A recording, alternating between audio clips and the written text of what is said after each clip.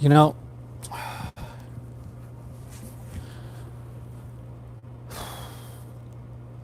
it's almost been 6 years. I, uh, I kid you not.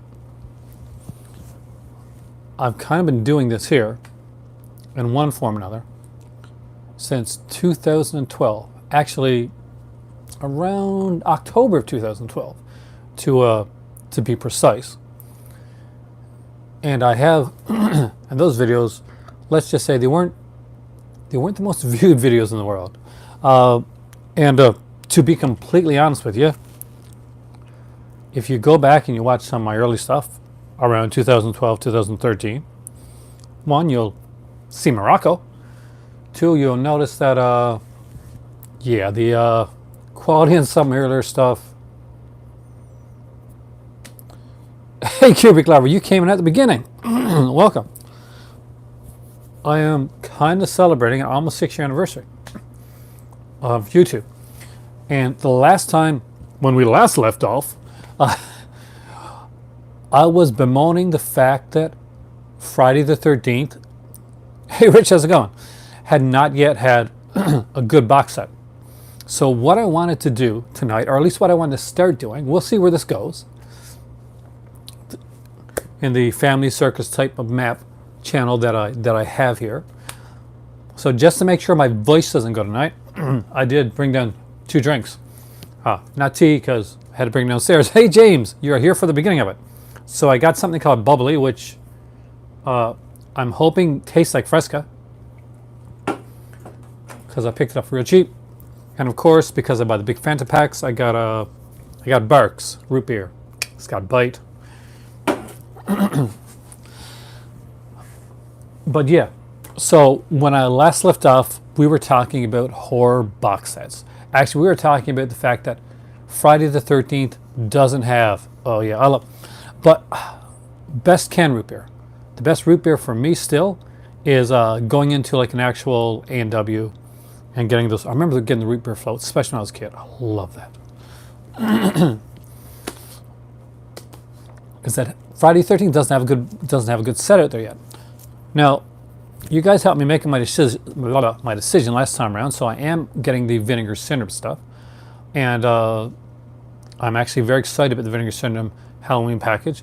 I waited to see if Indicator would put a response out about the Ghost Viewer, and I was kind of excited to go on to one of the forums. I think it was Blu-ray.com.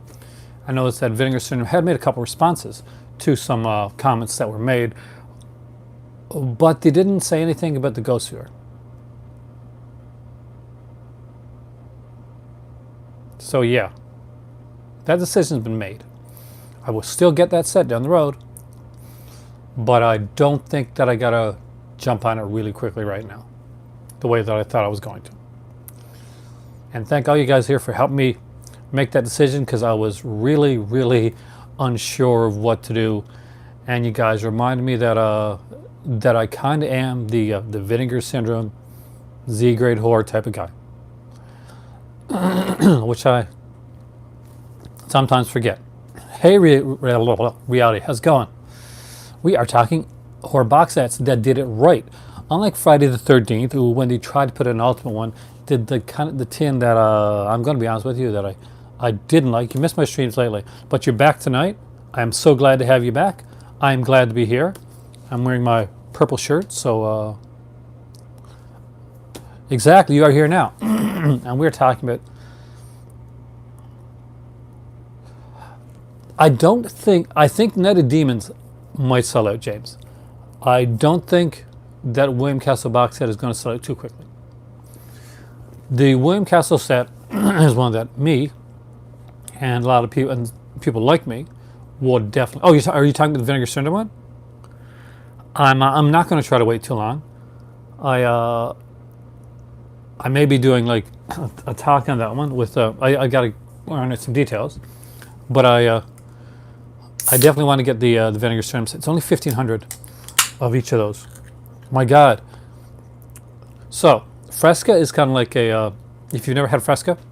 Hey Ken, how's it going? Let's talk to you earlier. The Castle set. I don't think it's going to sell it that fast, and I think that this here.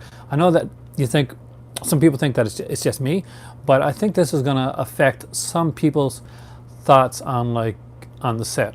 Not just the fact that the ghost viewer's not there, but the fact that they really kind of hemmed and hawed and not really talked about it a lot. Uh, I'm not sure what the count is. To have the Nightmare on Elm Street and Alien box sets. We are going to get to that. Oh my God, this tape. If this reminds me more of cutting open an actual grapefruit or cleaning fluid, or a bit of both. See, grapefruit is good as a drink, when like a Fresca drink. I know what you're thinking, James. That's what I used to think. American Horror Story. I have them on DVD because I started buying them on DVD. I have up to Ronick. Hey, I'm ready. Welcome, dude. Did you get much this year? I saw at least one or two of your videos on on getting into the Dollarama. There really wasn't a lot there. You got a couple there that I was actually interested in, though. So I'm about to attempt to taste this. So if something sad happens on here, cheers, guys. Wow. Wow. Watch the second season, Cubic Lover. It's a lot of people go they love the first season. Me, I was okay with the first season. I liked the first season in retrospect when I look back on it again. I wasn't big on it watching it originally on television. I found it better when I got the box set and watched it when I wanted to, which kind of binged. But the second season is really the one to get. My top three favorite seasons of American Horror Story. This is already going off the rails already, but all right, I like this. My top season of American Horror Story is definitely with 100% Asylum. That's my favorite season of American Horror Story. I think that they just knocked everything out of the park. The aliens didn't need to be put in there. I'll be honest with you, that was unneeded. But even with one unnecessary aspect to it, it really didn't take anything away from the story itself. I really liked American Horror Story Asylum. Next up, I like Coven a lot, actually. A lot of people didn't enjoy Coven. I'm a Stevie Nicks fan. Oh yes, she is in actually Hotel, and after that, not the early stuff, but some of the later stuff, and I'll get to that. So my second favorite one is Coven, Murder House, and Coven, and my third is actually your second, which is Murder House. And if I had to go with a fourth, I don't know. I gotta watch Roanoke over again because I didn't like it when I originally saw it, but I kind of think that it's going to be one of the underrated ones. Halloween episode. What was the Coven Halloween episode? Was that the Axe? I'm trying to remember. It's been a while back since I've seen it. Was that the Axeman episode? I really like the one. I really like that actor. And I really like that Axeman storyline. You didn't like Roanoke? I didn't like Roanoke either. But I kind of want to go back and check it out again and see if maybe a second viewing is going to make me like it a bit more. That's kind of where I'm on the fence with American Horror Story. I do find with a lot of his type of stuff, I do go back and a second or third watch will make me like it, or maybe I convince myself that I liked it. Maybe a bit of both. But no, American Horror Story is one that I'm collecting. I will keep collecting. Cult is one that I have not got to see all of yet. So don't spoil Cult for me. But it's the one that interested me the most starting out. Oh yeah, but I think Freak Show is a bit of a... There's a lot of components in Freak Show. Oh, the zombie attack. Okay, thank you. I totally forgot that already. I'm not even going to lie to you. Freak Show had a lot of decent parts, but I don't think it made up one huge cohesive story. It was almost like, who was the bad guy? You had a solid bad guy through most of the stories, or an entity of some sort. Freak Show was kind of all over the place, and that's one of the faults of Freak Show. I love Twisty the Clown, But Twisty the Clown was not the hugest part of that, and there were certain like other characters that I liked. I really thought it was a wasted opportunity that they took it, but they could have took it so much farther. And I haven't seen all of Channel Zero, kind of like I guess the other show, but Channel Zero, from what I've seen like the first one and part of the second one, doesn't tend to waste much opportunity with what they do. So if you've watched American Horror Story and you have not yet checked out Channel Zero, I do recommend it. It's actually a lot of fun, especially I like the first season a lot, actually a heck of a lot. So somebody asked me if I had the original Nightmare on Elm Street set. Yes, I do. There is, of course, the Blu-ray set, which I also have. Rank these in order: Freak Show Roanoke Hotel, Hotel Freak Show Roanoke. That's like from best to worst. That's because although I didn't like everything about Hotel either, I did like a lot of the concepts that it put in there. The one thing that those last two were lacking, and that's Jessica Lange. Jessica Lange is an extreme asset to American Horror Story. It is a shame when she's not on it. And after this season here, the other huge asset to American Horror Story, in my opinion, is Evan Peters. Hey, Tommy Films, how's it going? And Evan Peters is a phenomenal actor, and he's been able to take any role that they've thrown at him. And he's leaving American Horror Story. This is his last season. So if you're not familiar with Evan Peters, then definitely get familiar with him, because he's a very important part of American Horror Story. And that's a reference to Murder House, guys. But yes, I do have the actual original Nightmare on Elm Street set. This is when box sets were behemoths. You know, that could be like a name of a documentary, like of a DVD style documentary, if they're talking about like collector stuff and box sets. When box sets were behemoths. What do you think? Not bad. Alliteration. I like it. I could work for Marvel. There we go. But yeah, this is the granddad of them all. This is the set to end all sets back in the day. This was the one that everybody needed to have. Freddy's Nightmares desperately needs a series release. Is there kind of like rights issues? I know that on my Blu-ray set. Oh yeah, Asylum, Coven, and Murder House, in that order. There's 3 episodes of Freddy's Nightmares on the Blu-ray set. And I think altogether 4 episodes were put out on VHS back in the day. I think 4 I can remember anyway, and it's usually the same ones. But I'm not sure if there were certain like rights issues with certain episodes. But Freddy's Nightmare was a fun little show. It came on very late at night here in Canada. It came on at like 3 o'clock in the morning. On like first time it premiered, I think it was on a Friday night at 3 a.m. And of course there was more like nude. I think there was nudity. There's blood in the show. Not a lot, but definitely like it stood out. Some episodes were better than others. Some were downright like cringe-worthy, cheesy, but in like kind of a Z-grade bad movie type of way. So even the worst episodes of Freddy's Nightmares pretty much were fairly watchable. And I would like often, when I used to have them back then, I used to like tape some off of TV back in the VHS days, in the early days when it was actually coming on the air. And I'd watch it, and there was another show that I used to watch with it called The Hitchhiker, which is not horror, not really anyway, but a decent show. First Nightmare, Wes Craven's New Nightmare, and on the box set, Dream Wars was visually interesting. Freddy's Dead is not just it is the worst sequel of any franchise ever, bar none in my opinion. I remember when it was coming out, Rachel Talalay, and a director that would work a lot on Doctor Who and actually put some really solid Doctor Who episodes out there, had been like, production assistant, pretty much behind the scenes. Call It just came out here, but still a little expensive. I get them at $10 or $15 each.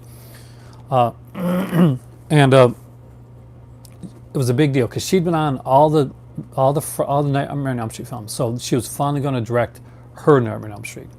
She knew, as being a fan and someone that was behind the scenes, she was going to do it right and make the nightmare to end all nightmares, the one that fans wanted. And then she made Freddy's Dead. And somehow she got work after that. Just saying. All right. Yeah, one of the best box sets out there. And one of the coolest things about this is, well, it's got the 3D edition in here. Also, it's got like some amazing artwork. So, like this, of course, you know, the original.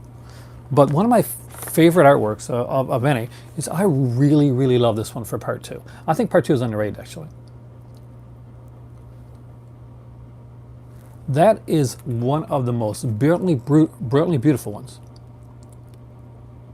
And give it a chance. Like wait till like kind of Black Friday or kind of like a Boxing Day there, and get it for cheap, like I did.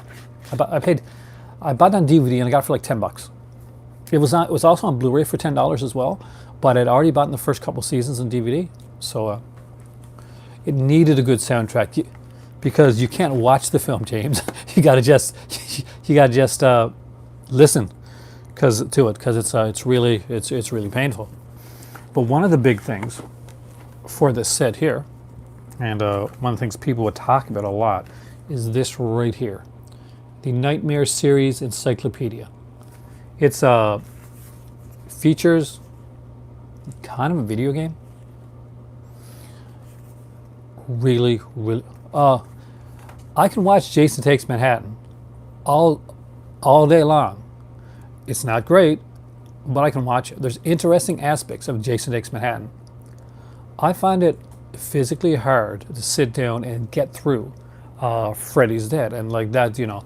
And there are some like visual things, like we get to see Johnny Depp come back for like a kind of making fun of the "This Is Your Brain on Drugs" like commercial.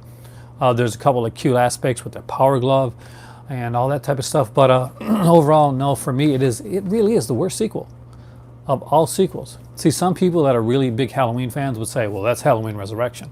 But I actually had fun with Halloween Resurrection. I did. But yeah, so, yeah, there's enjoyment to be had in Jason Takes Manhattan. And you actually feel like the person making the film really,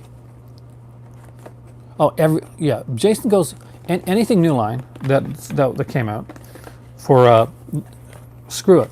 Because I didn't like it. There's a lot of people who talk about like Freddy, like Jason versus Freddy and all that, and they'll be like, you know, this was a fantastic little film. But for me, Jason versus Freddy, Kane Hodder wasn't there. Yes, that bothered me. Instead, I was watching the cook from Jason Takes Manhattan in Freddy makeup, pretending to be the Frankenstein monster. But yeah, so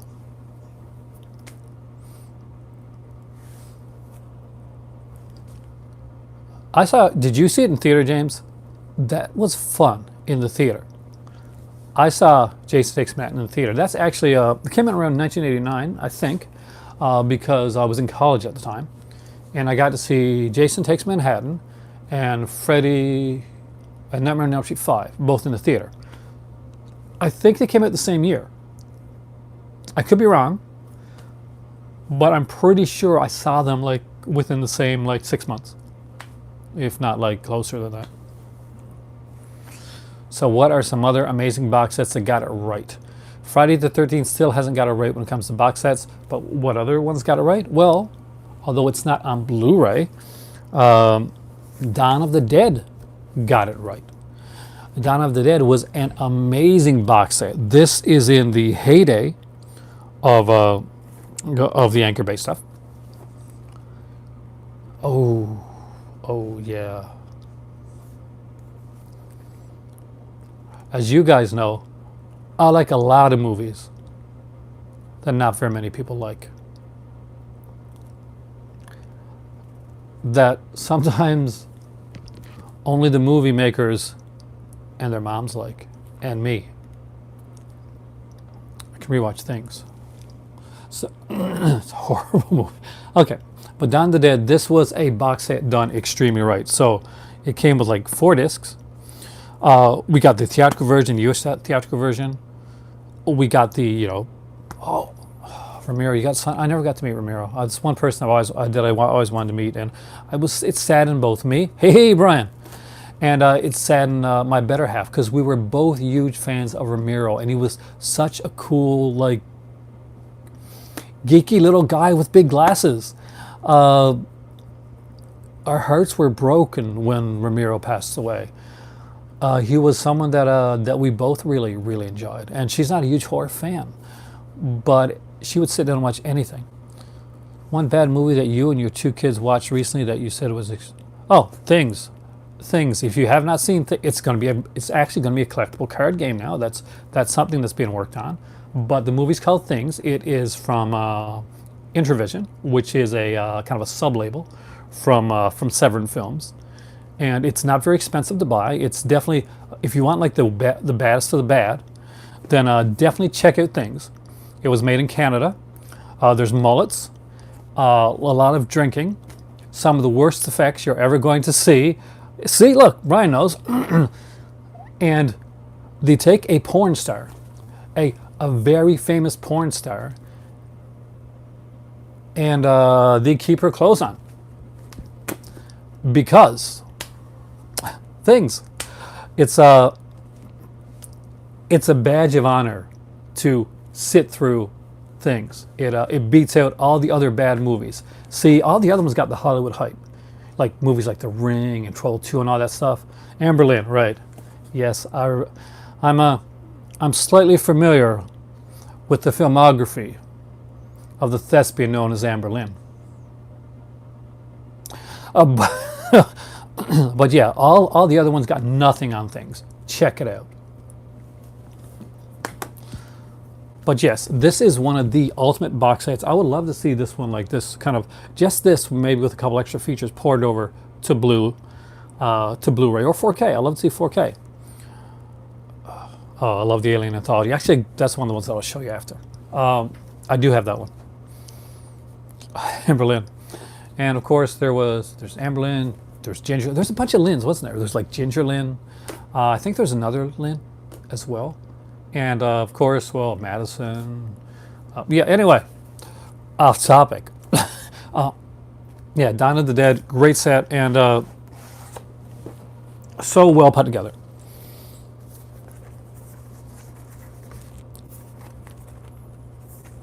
All versions of the film are on here. There's like a comic book here. There's even like my favorite Indicator box set. It's really hard to say because I love the Hammer stuff, but I also love the Ray Harryhausen stuff. I know we sat down and watched the complete Sinbad one. We had a blast with that. I love the Harryhausen ones because that kind of like brings me back to my past.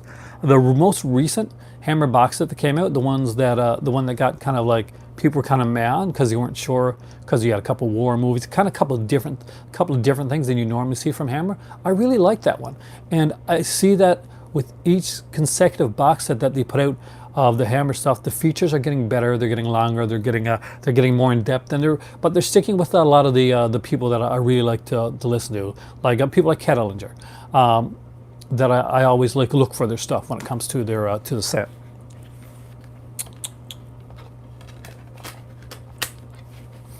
That's so it's kind of a cheat, but I'd have to say the Harryhausen. I'll go with Harryhausen 2 and Hammer Volume 3. And this is what the beast of the set that is. They really did like work hard and do things right back then. It's like kind of like when you get, I got it here somewhere, it's over there. I'm not going to get it now. But the Omen set that came out originally on DVD actually was really well done. They put out the Omen set, and it had all 4 movies, Omen 1, Omen 2, and Omen 3. And of course, there was a 4th Omen film where we have like an evil little girl. And she's like the evil, like female, like Omen character. And I thought it was kind of a fun, like TV-esque movie. Kind of a fun throwback. You know, definitely wasn't the quality of the first film, but neither was the third one. So I did enjoy it. So when I bought the Omen set, I was really glad to see that was included. And when the Omen Blu-ray set came out, I was actually getting ready to upgrade to Omen on Blu-ray, and then I noticed that it's only 3 movies. That they actually took the 4th one out of the set, and I may someday upgrade Omen. Have I seen the new Omen? Yeah, actually that's on the set too, by the way. You haven't watched? It's okay. It's definitely not like in the bad category of the remakes. Some of the remakes we got later on. Liv Schreiber takes over the role that Gregory Peck did, and Liv Schreiber's a good actor. He's always good, like even in movies that are kind of bad. Remember Wolverine? He played Sabretooth, and not all that movie gelled, man, but he did. He worked. Okay, I'm going to try a second taste of this.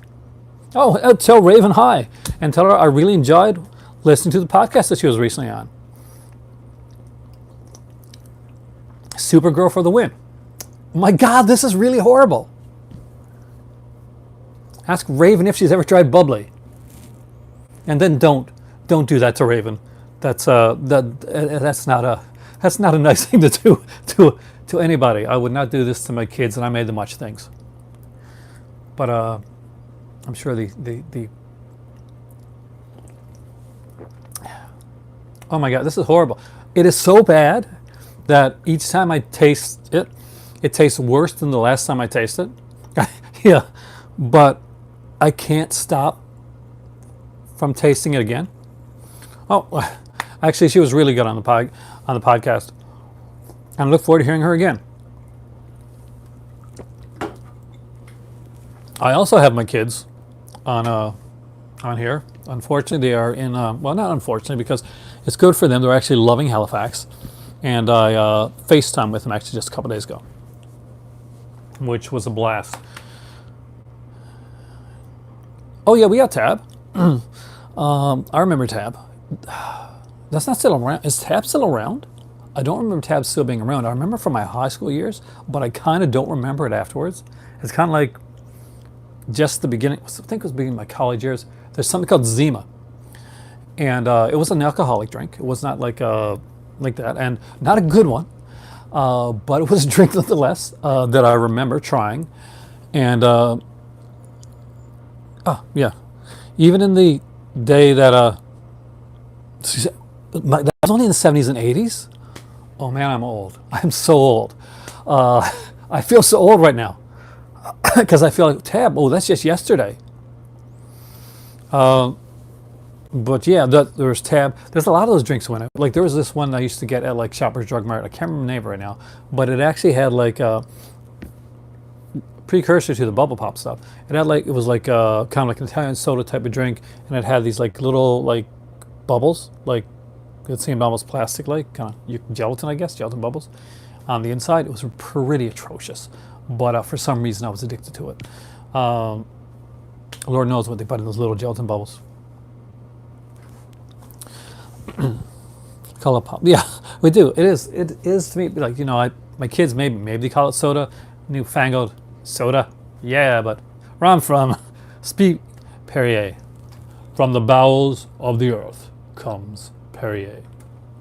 Not only do I remember it, I remember the commercials, because commercials nowadays there's no art. You don't need to have an art to a commercial nowadays, because who watches network television really anymore? But back in the day when I was a kid, so there's no. How can soda be politically correct? I had like kind of like I think somebody commented recently, and I appreciate it. Zemo's the butt of something, Brian. They brought it back though, you know that, right? You guys got it in the States. We didn't get it here. I went to like 5 different like alcohol, like liquor stores, because in here we don't sell liquor in like regular stores. We have like just stores just for it. Hey Logan, man, welcome, dude. It's been a long time. Am I going to mention the price post set? You know it, baby. I love this one. This one is out of print. This is one I am so proud of getting back in the day. And speaking about sets that do it right, Scream Factory did 2 sets. 2 of the Vincent Price sets. They were good. They were good sets. They were kind of thin, but they were good. They were kind of fun. Had some stuff on it. Features were pretty much stuff poured over from the MGM releases. A couple extra things there, especially with the first ones that are print right now. I actually got that one. But this here is the granddaddy of all of the Vincent Price. If you're a Vincent Price fan, is there a box set of Xena Hercules? There's like Mill Creek put out a recent one, but if you're like a super Xena or Hercules fan, and this will take you a while maybe to search it out. The Anchor Bay originally put out Xena, Hercules, and Highlander as well, and they did magnificently amazing jobs on the sets. Each set is a beast of to own, but it's really worth checking out. I've got like around 4 of the 5. I think it's 5. No, 5 of the 6. I think Hercules sets. I've only got 1 of the Xena ones. I have none of the Highlander ones. I had them all, but when I was up in Ontario, they got stolen. But one of the things. I lived in a larger area. I was like selling some stuff because I was moving back to from Ontario to Newfoundland, and some people came in looking around to because I made the stupid decision of like deciding to, hey, come into my house, look at some of the stuff I'm selling. That ain't gonna happen again. This took a while, guys. Nope. But yeah, if you got this one, kudos. If you don't and you can find it somewhere, if you ever see this one for a good price, definitely pick it up. It is an amazing set. We got the Fall of the House of Usher, the Pit and the Pendulum, Tales of Terror, the Raven, the Haunted Palace, the Tomb of Ligeia. I hope I can pronounce that right. Yeah, I know, but and it was extreme. Oh, you don't have this one, bro? Dude, this was one of the ones. My better half actually. I'm not the smartest when it comes to some of this stuff. Like I said, yeah, I'm going to buy this set. Maybe I'll get it down the road. It's a bit pricey for now. And she's like, no, this is a set you're going to grab now, because if you don't, this is one of the types, it's going to go. It's going to be gone. And she was right. It sold out extremely fast. I guess one of the big things that a lot of people are interested in when they see this set is this here, 6 Gothic Tales. So the by Edgar Allan Poe. So this here talks about all the films. We got like things on. She's smart. If you've ever listened to our like Ganje and Hess like review video, she's on that. Like she just talking. She doesn't come on screen. She's not the camera hog that I am, but she's really smart when it comes to like just kind of doing it down there. The Babbitt DVD sets. I mean, I've got one of the Anchor Bay Babbitt sets, but I don't have the other one. That's what you're saying, the William Castle set? I don't think it will right away. I could be wrong on this, James. You could, and if I am, you can come back and you know, say, ha, I told you. Because I will definitely deserve it. But I got to go with Vinegar Syndrome this time around. But yeah, this is the real cool thing. I'm a comic book fan as well. So back in the day, you'd get like comic book adaptions of different of different movies, and there are comic book adaptions of some of the films that are in the set. But you can, and I won't think anything wrong of that. I'll be like, yes, you're right. But the covers and everything, the ads, all this kind of stuff. So like comic book adaptions of some of the different stories that Dell put out. So yeah, this is a really nice set. So Brian, if you ever see this one around, definitely pick it up. And it's a hardcover, like one as well. Logan knows all about this one too. Logan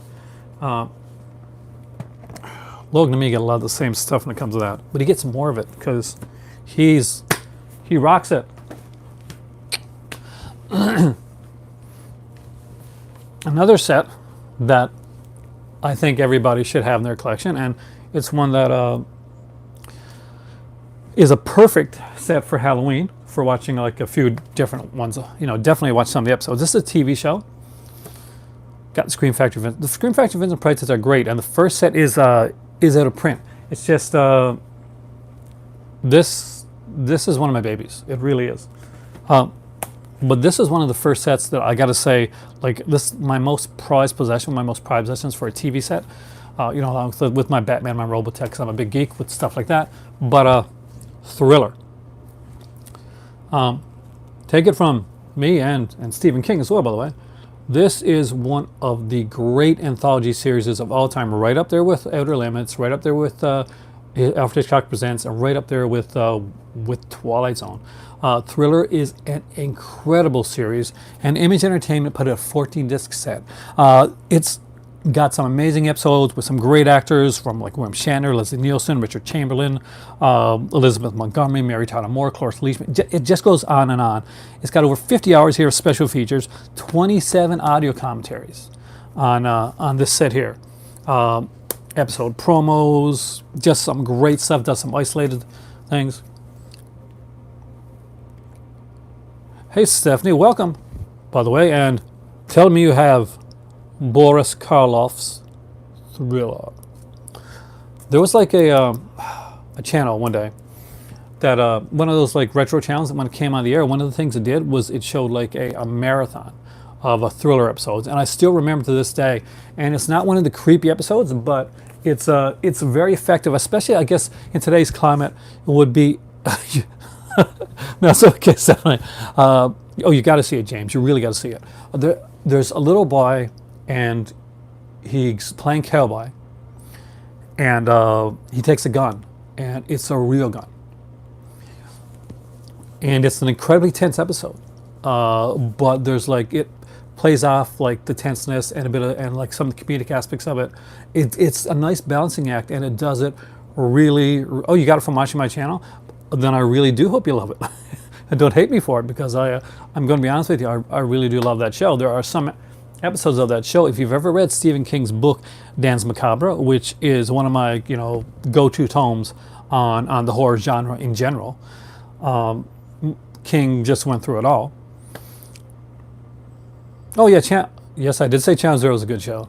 Are you not a Channel Zero fan? Did you see the first season? Watch the first season. I haven't seen 3, and I haven't not through 2, but I've seen the first one. Oh, I hope that I've steered you right, and you haven't like got things where you're like looking at afterwards. You're like, damn him. So let's go with something different. Here's a box set that I really enjoy. Hey, this is also by Image Entertainment, so this is kind of a theme right now that a lot of people didn't think about, but that I really think is worth checking out. And it is called the Beast Collection. I was up in Montreal, and it was my last day there. Oh, really? Did they put? I heard they put season 2 on, or they're about to put it on recently, but I haven't got to check it out yet. But I was picking up some film noir and a bunch of stuff like that. Now, if you're talking about the Outer Limits that came out like later on, like the kind of like the Canadian edition, I can say probably the Canadian ones. I mean, like the original Outer Limits, say Kino did them, like, and the second season's coming out. But the original series, its releases have been iffy. Some of the releases, I think the international releases were cut, and which is odd because some of the international episodes of Outer Limits. Yeah, I bought Shudder right away just to. I don't watch a lot of streaming stuff, but they have some like originals on there. And it's a horror streaming service, and for $5 a month, it's something that I definitely try to say. Do we have the A-Team Complete series? Yep, I do. I'm an 80s kid. What can I say? I definitely got the A-Team stuff. But this, guys, check this out. Beast Collection. So this is like a thing of like Yetis and stuff like that. But there's one movie on this. There's one atrociously bad, awesome movie on this. And I cannot remember the name of it. Here, let me find out. It's not Zontar Commands. Did I like Night of the Lepus? It was fun. It's not the worst movie of all time. Somebody said Night of the Lepus was the worst movie of all time. And it had DeForest Kelly, and it got Janet Leigh and giant bunny rabbits. So, and people in giant bunny rabbit suits.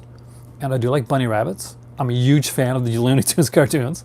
So I do like Ned Lepus for what it is. I know it's bad, but you know, it's watchable. I don't know if you would let Raven watch things, but it's when she gets older, or it's pretty painful. Oh, Joe Bob Briggs. Yeah. So he had the Great Magi collection. I've got to get to the one because I've got to tell you guys about this. I really, really do. So, not Search for Bigfoot. Nope. Legend of Bigfoot. Oh, ha, ha, ha. I think I found it. Shriek of the Mutilated, which is a bit older, yeah. So, Shriek of the Mutilated. What is Shriek of the Mutilated? It is one of the most awesomely bad movies you're ever going to see, because it has a scene, guys, and I'm not kidding, it has a scene that you don't forget. So, this guy kind of stabs and kind of kills he comes home and he's drunk, and he stabs his girlfriend. And so you kind of, and then he gets into the bathtub. You know it? Okay. So then he gets in the bathtub and he continues to drink in the bathtub. I don't even think he's got his clothes out, but he's in the bathtub, he's drinking. So here she is, okay? And she's like down, face down on the floor, right? And you see her, and she's got a toaster. I kid you not. And you're watching this, like her on her stomach, like just like she's dying, and she's like pushing the toaster across the floor, like screaming the toaster across the floor, till finally, well, she gets to him, but she gets the toaster before she dies. She throws the toaster into the bathtub, and it is one of the most hilariously unintentional, like, fun scenes in a horror movie you're gonna see.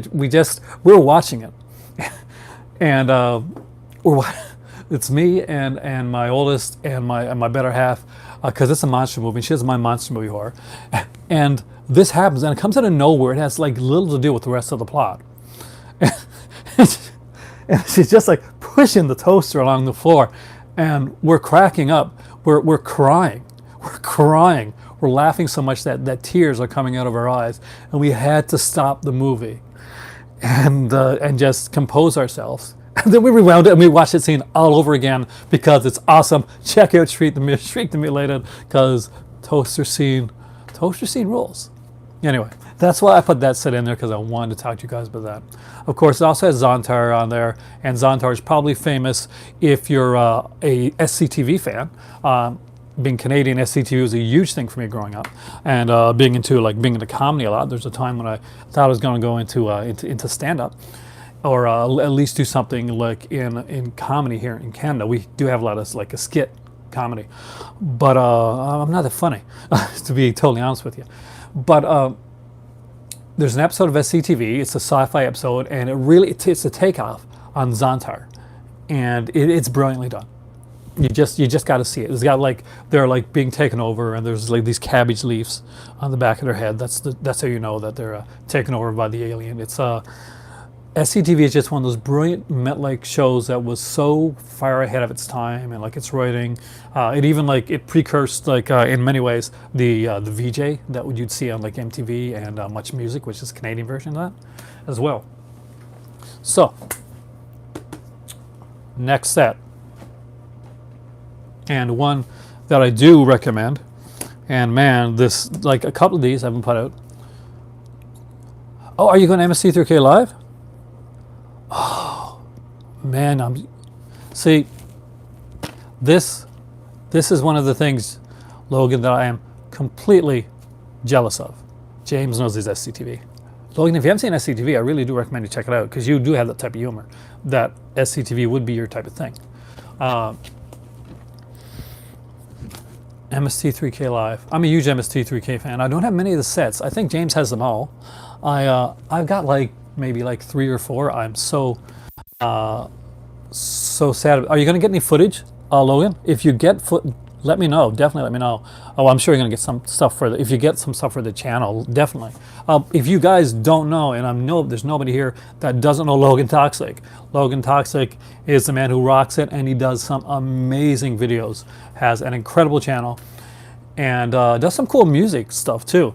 Though I do kind of think, and especially now that you got the kid and stuff, Logan could have like kind of a Dr. Seussian career in kind of like some cool edgy children's book stuff. I thought about that the other day actually when I was watching one of your videos, because I go into like spurts watch like bunches of stuff, and that I can't say that your name too much because then I get that Criterion song stuck in my head, and I do get that stuck in my head for days.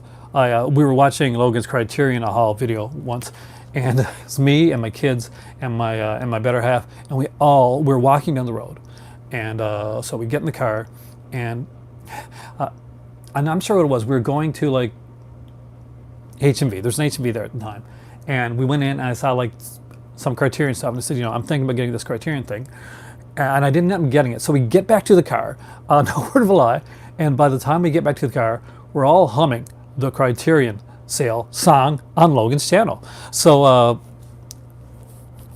definitely check that out, because it will get stuck in your head. It is a fantastic earworm song. I'm sure Brian and Logan and Stephanie would appreciate this box set right here. And this is the Val Lewton Horror Collection. Now this came out, of course, in two set.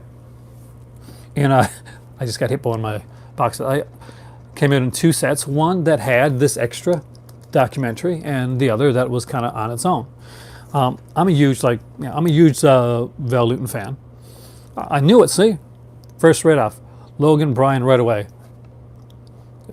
As Stephanie say, this set is amazing. And what's really cool is that they already had an amazing documentary on here. There was like one called Shadows in the Dark, the Val Lewton documentary. I really want more Lewton Blues. And then they put out this like Martin Scorsese one as well. I would love to see an ultimate Val Lewton collection. This is for DVD wise. This is an ultimate like Val Lewton collection, but I would love to see like more. Like obviously some stuff's been put up by Scream Factory. We've got some like Criterion stuff that's been put out, but I'd like to see a company like kind of put it all together. We got like a lot of good stuff on here. A lot of people people talk about like Cat People and Curse of Cat People. I think Walk the Zombie definitely underrated. And what was it called? Was the Leopard Man the one where the girl's at the door? That really freaked me out. I remember. But definitely guys, if you have not checked out Val Lewton stuff, he worked of course a lot with director Jacques Tourneur, who as we know, is the Indicator's putting out the Night of the Demons, and that's the director that he worked with. Lewton was a prolific producer, and he had the chance to two box sets of Scorsese's called. Oh, that's called the Scorsese World Cinema Project. Basically, what happened is that Scorsese goes over a lot to Marrakesh Film Festival in Morocco, and Scorsese is a huge fan of of world cinema. That's he's a fan of cinema altogether. I'm not going to tell you the film noir one because I'm going to do a film noir video. I keep saying I'm going to do it. I'm really going to do it. The Night Demons one is going to be. They keep upping the amount on that, and I love that because that there's some like scalpers out there, and the bane of my existence has been made of the scalpers out there that picked it up when it was like when it was like 4,000. It's like there's I'm going to put this on eBay, and then he said 6,000. So okay, I'm still putting this on eBay, and they're like, and now there's 10,000, and they're like, damn it. But the Night Demon set looks to be amazing. Everything that I've seen about it is great. And that's one that I hope I don't miss out on. Hey, welcome, dude. But yeah, so now here is something that I'm going to show you guys that is not everybody's cup of tea, but I do think it is a great set. The Cobra Strikes.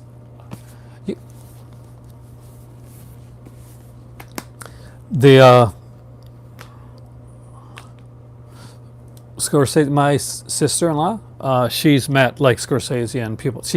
She's works at the Marrakesh Film Festival, where kind of like kind of the genesis of the whole world cinema thing came from. So she's gotten to meet a lot of those people. I'm extremely jealous of her for that. And she's like an amazing baker too. So there's a bigger. This looks big. There is a bigger set. I kid you not. This is the smaller of the two Hersher Gordon Lewis sets that that Arrow Video put out. There was a bigger one than this. It was like a huge one. It had like a record in it, and like it had the book, the novelization of Blood Feast, because somebody looked at the movie Blood Feast and said, you know what? I think a novel can be made out of that.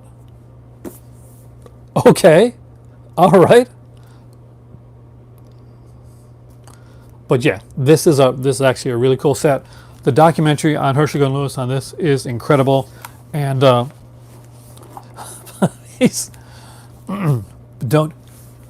But Kubrick lover, haven't you enjoyed a Egyptian feast? But there's some great stuff on this one here. So it comes out in two books. Basically, this is from the 1963 to 1967. Not a fan of Hersher Gordon Lewis? See, it's fun and cheesy, and the thing is that it doesn't do. I'm not so much on the gore stuff of like the modern day gore stuff, but I do kind of have fun with this because it's more than that with this. So we got Blood Feast on there, and of course, Scum of the Earth. I won't go through them all, but 2000 Maniacs, which everybody knows, because from there came an awful sound. Yeehaw! I can't do that tonight. My voice is going. Moonshine Mountain. Yeah, you've seen the erotic Hersher Gordon Lewis films, right?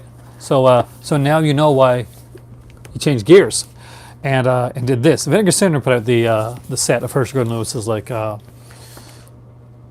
erotica. What's really cool about this is this here. So this is a kind of a book, not done like the books that you normally see from Arrow Video, but this one here like has like just cool like kid stuff. So it's much like if you in Canada we had the Canadian Children's Annual type thing, and in the UK they had like the Beanos and all the different like annuals. I'm not sure what you guys had in the US, but there'd be these like ones there, and you'd have like kind of like a make a doll with like things in there, and they'd have all kinds of like little stories and comic books and just different recipes and just really cool stuff. So yeah, my better half surprised me with this one, and it was kind of a comical story because she bought it at Amazon UK. It went on a great price one time, and so she grabbed it, and that was my secret for Christmas. I wasn't going to know about it, and there was something that I was getting on Amazon that I decided, I wasn't going to get it right now, so I was going to cancel it. So I went into the order section, and she forgot to hide. Hey, how's it going? She forgot to hide the one that she'd bought for me. So like for the next like couple weeks, I was like, I can't let her know. But then she had me like go to cancel something else because she'd found it at another site, and I'm like, maybe you should cancel it. And she knew right away. I didn't have to say anything else. I said, well, maybe you should cancel it. And she knew. She was like, so she came back to the house, and she's like, so did you see anything that you shouldn't have seen? And I'm like, no, yeah. I'm sorry. I'm really sorry. I didn't mean to. It was an accident. But yeah, I was horrible for Christmas. I was like the guy that wanted to know everything, and there was depressed when there was no surprise present because I found out everything ahead of time. I was such a spoiled little brat, man. Oh, off the beaten track a bit, and kind of fun. When they put these out, there was a horror festival, which was the 8 Films to Die For. And when now there's little kind of like thin versions of it out there now, but when they originally put out the After Dark Horror Fest, the 8 Films to Die For sets, because what would it be? There'd be 8 like films that we majorly showcased, and it'd be like a 9th film that would kind of be on its own. So the 9th film was never put on with the set, so you'd have to buy the 9th film separately. But this is one of the, I think this is 2008, I'm not quite sure, of the After Dark Horror Fest, and it is a behemoth of a set. And just as a horror fan, it's a great thing to have in your collection. And there's some decent films on here. There's Mulberry Street is on here, which I really did like. Some people didn't, but I actually really enjoyed that. A Nightmare Man with Tiffany Shepis, Be Still My Beating Heart, is on here as well. Borderland was definitely okay. There's also The Deaths of Ian Stone, which is not bad, and Crazy H, which has a lot of people in it. But here's the movies that are on the set. No, actually, I don't think they do the festival anymore, Logan, actually.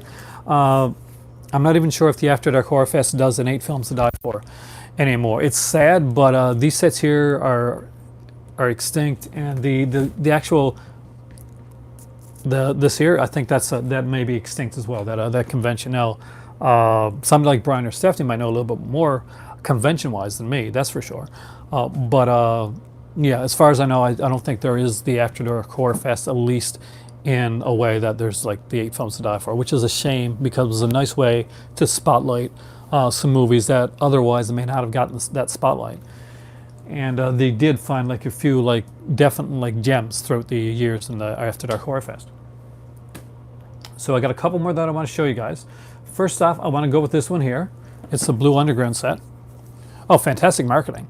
And I'm sure that if it was available and if they like knew ahead of time, they had them all put out on the set. You've never been to a film festival? Well, you know what? I've been to like not really film festivals and such. I went to a lot of conventions, like Comic-Cons and horror conventions and stuff like that, and mostly horror conventions that were related to Comic-Cons. I kind of got there. Montreal, I was a big goer of the Montreal like Comic-Con, and I'm guessing is every Comic-Con gonna have to change their name because of the whole San Diego thing? So we got we went there, and Montreal started to do like horror was really big, and that the guests that you get, the horror guests would sometimes get like twice as many as some of the sci-fi ones, and they were kind of like bewildered by it a bit, I think. So they started to do something called the Montreal Horror Fest. So I got to go there and meet people like well, over there. The Criterions, there are some Criterions, but not. Are you talking about those over? Which ones where? My Criterion sets are actually not visible from over there. I've got a few, of course, like the Monsters of Man, of course, the Zadichi one, which actually Logan's one of the guys that actually got me to interested in getting the Zadichi one. And of course, Jacques Demy, because my better half's a huge fan of Jacques Demy. And of course, there's a couple others that we got there, but the Jacques Demy one is still my favorite. I love the Zadichi set. But Jacques Demy is just one of those directors that I really, really like. To the top right, over here, that's like just like some like mostly Kino sets. Right over there is like a bunch of like kind of older classic sets, and right up there, that's my indicator sets. Zadichi is really good. It's just you can't binge Zadichi. It's not one of the ones that works well when you binge it, because it's a formulaic thing. So after a while, it seems like you're watching the same movie. Great films, but space them out. But this set here was my first Coffin box set that I ever got. It's the Blind Dead one, and this was put out by Blue Underground. That's half the Zadichi films. I'm not finishing them all either. I'm not gonna lie to you there, Logan. This is a really cool set, and when Scream Factory kind of put out one of these movies on Blu-ray, or they announced they're putting out one of these movies on Blu-ray, people were kind of bewildered because they kind of hoped that Scream Factory would kind of do something in the lines of this. You should meet my kids who know 10 times what I know about Asian cinema. So this is worth opening up and looking at, because Thrash Ring, it is amazing. So the covers too are really, really good. So my kids would say Korean. Ned Seagulls, is that the one they put out? I think so. I'd have to check, actually. Yep, it's the shape of a coffin. There's also a Coffin Joe one like this, and there was a Tygon set like this as well, which I don't have. There's the Ghost Galleon. And you have to say, whether you like these movies or not, look at the cover art. It's freaking amazing. So, of course, there's the most famous one, which is the Tombs of the Blind Dead. I would kind of like to have this here. On like these pictures. I would love to have these pictures like as in poster size. Just look at these. These are amazing. I would like frame that. And as the last one, Return of the Evil Dead. It also had a disc on the director, Armando de Osorio. And kind of like a magazine style book.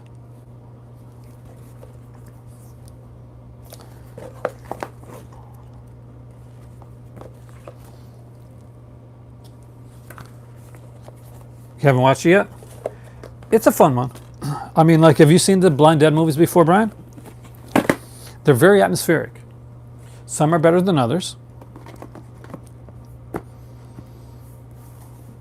They couldn't figure out who had the rights to the other ones. Hope they do figure it out, because I would love to see it. And even if I do buy the one that they put out, the Night Seagulls, I would definitely rebuy it with a nice set.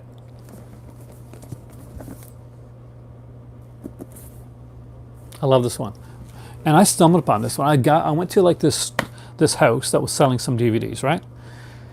And you had some cheap copy of like Brain Dead and a couple other ones that I wanted for a while and I hadn't been able to find. And he had them listed there. And so I'm there and I'm looking through and asking him if there's anything else he's gotten. Because if you go to like somebody's house to buy horror films, you got to hope that one, they're not going to kill you. I'll get it down the road, Jesse. I just don't think that the Castle set is going to be as much the one that you need as the Vinegar Syndrome. I think the Vinegar Syndrome are more of like ones that are now type of thing. Especially when you're talking about Blood Harvest. I love Blood Harvest.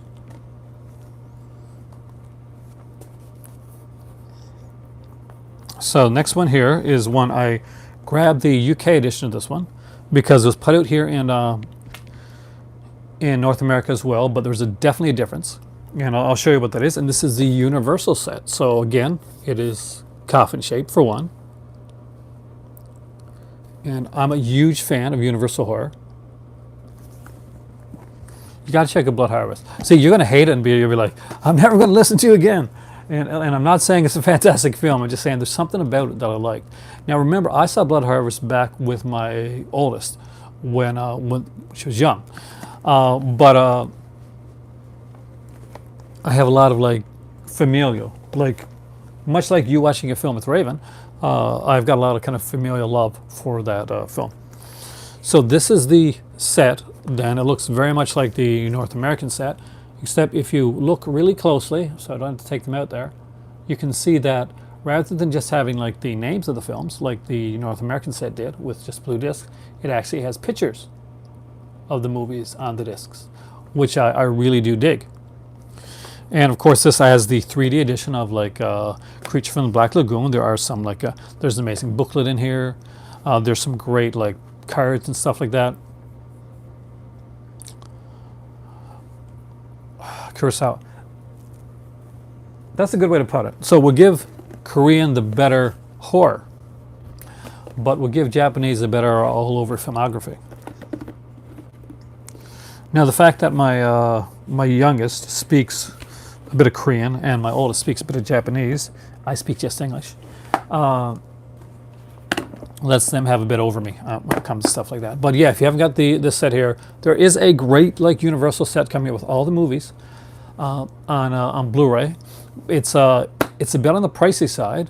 It does dip down every once in a while. Do I have any Godzilla box sets? My kids have some of the Godzilla sets. I'll get to the Arrow announcements, actually, James. Actually, I'll get to the Arrow announcements very soon, because there's only one other set that I really wanted to show you guys that I don't think has gotten enough love. Yeah. Good points. And that's this one here. Kino Silent Horror. The American Silent Horror Collection. It's really, really good. And not only that, it has one of the great documentaries on here, which is Kingdom of Shadows. If you haven't seen it, you definitely, Logan, definitely, if you see this one around, pick it up. The Kingdom of Shadows documentary is amazing. It's one of the best documentaries that I saw, and I saw it originally on TCM. Kino's an amazing company. I think that they've grown leaps and bounds over the years. And this has some really good stuff on here as well. I love to see them like revisit. I find when Kino does like another one though, that like a kind of a Blu-ray one. The Man Who Laughs, yeah, on this one here. It's actually it's the first one right here with of course the great Conrad Veidt. I love the artwork on these as well, by the way. So there's like special features on here. There's a 20-minute like documentary on this, home movie footage from Conrad Veidt, and of course Greta Garbo and people like that. Emil Jannings. There's the exit of the rare Italian release of this film as well, by the way, on here. The other films that are in this one here are like of course the Lionel Barrymore's Jekyll and Hyde. Hey, Mr. Crazy, how's it going? And the for me, the best version of the Cat and the Canary. And the extremely underrated The Penalty. So yeah, it's called the American Silent Horror Collection. And it's really, really worth getting, especially for this right here. It's called Kingdom of Shadows. It's narrated by Rod Steiger, and it's like an amazing documentary on silent horror films. And it will get you looking for movies like The Phantom Carriage and stuff like that. It will get you searching out like silent horror. It's just incredibly well done. Oh, thank you. I'm getting there.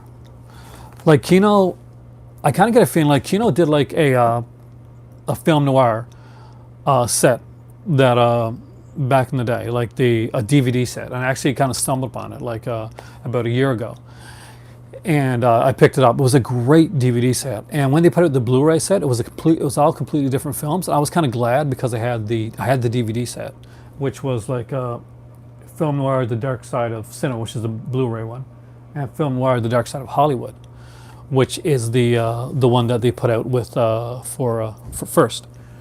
But I got it. Yeah, I got it first because it was during a sale. So you want my thoughts on the Arrow announcements? So I just got to bring it up on my phone because I remember what one of them is, because a lot of people thought that it was a joke. I'm not kidding. There's one of the movies here, and you know what it is. Everybody knows what it is. Thought that it was a joke. That Logan's already into it. So I used to have like my second iPad that I'd use to bring this down here and do this stuff on, and I really should start doing that again because I do have like my better half is an iPad, an extra one. So that you can't see very well, but so we got on here. There is Elvira, The Mistress of the Dark, the first film that came out, not the haunted other one that came out afterwards with Richard O'Brien, but this is the original theater Elvira film. Kind of cool seeing that on there. That's cool. I'm a huge fan of Cassandra Peterson. Love her to death. So it'll be fun watching that one. Bloody Birthday is here, so that's also kind of cool. I think I've got an 88 Films edition of Bloody Birthday. If it's the film I'm thinking of, is Bloody Birthday the one that has like all those actors like Downtown Julie Brown, and I think Michael Biehn or Michael Dudikoff, somebody like that in there, as like a sheriff, and the kids are like killing a bunch of people. Elvira's is a cool film, and it also has Waterworld. Joe Bobrick said she did it in her own way. Vampira also said that Elvira copied her, and for the look, Yes, for the style of what Vampira did and what Elvira did, it's very, very different. The Vampira very much took herself very seriously, and if you see like any of the like the remaining stuff that's still out there for Vampira, it's very different. She was very serious about this Vampira character. And of course, she would play, and of course I'm saying of course a lot right now, of course, but totally in the movie, of course, Plan 9 from Outer Space. But Elvira would take the look of Vampira and would do her own kind of like more kind of comedic take on the goth girl, and I think did it really well. So I'm going to take another taste of this horrible drink that for some reason, she's a Valley Girl Vampira is a perfect way, Logan, to describe it. Valley Girl Vampira. I like that.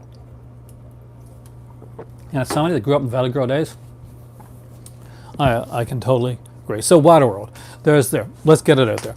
Waterworld. Oh yes, Tim, bubbly. See this? It is grapefruit, but it's sparkling water. Okay, that's why. This is not a soda. This is a sparkling water.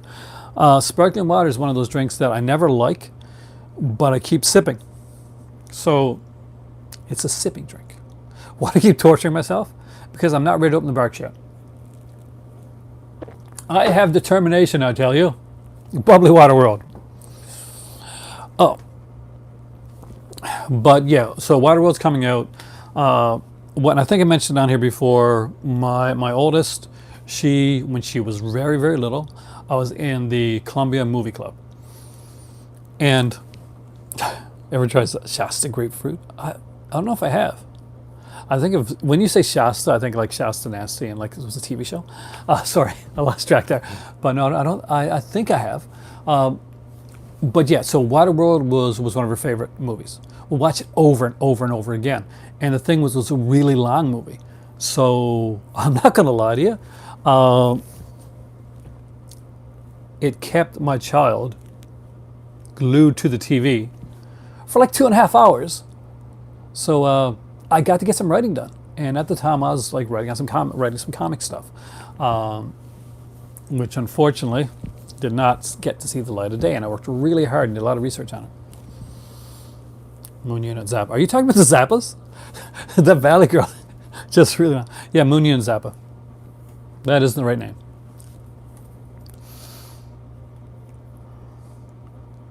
So what did you think, Jesse, of Woman's Torment? I really want to know, because I did praise the movie a lot, and I do think a lot of the film. But I do know going in that not everybody's going to have my reaction to A Woman's Torment. It was my favorite of the Vinegar Syndromes that came out in last year, and it is an adult film. I did preface that, so I hope you knew that going in, because there's a softcore version of it to watch as well. But to me, I got a repulsion feel, and not as in the movie Repulsion. And it's one that I do not know what to say to that response, but that is awesome. It's a different film. It's not one for the youngins, but definitely A Woman's Torment is a movie that I think does deserve to be watched and does deserve a second look. Repulsion is definitely a great film, and I do think Woman's Torment is a really good film.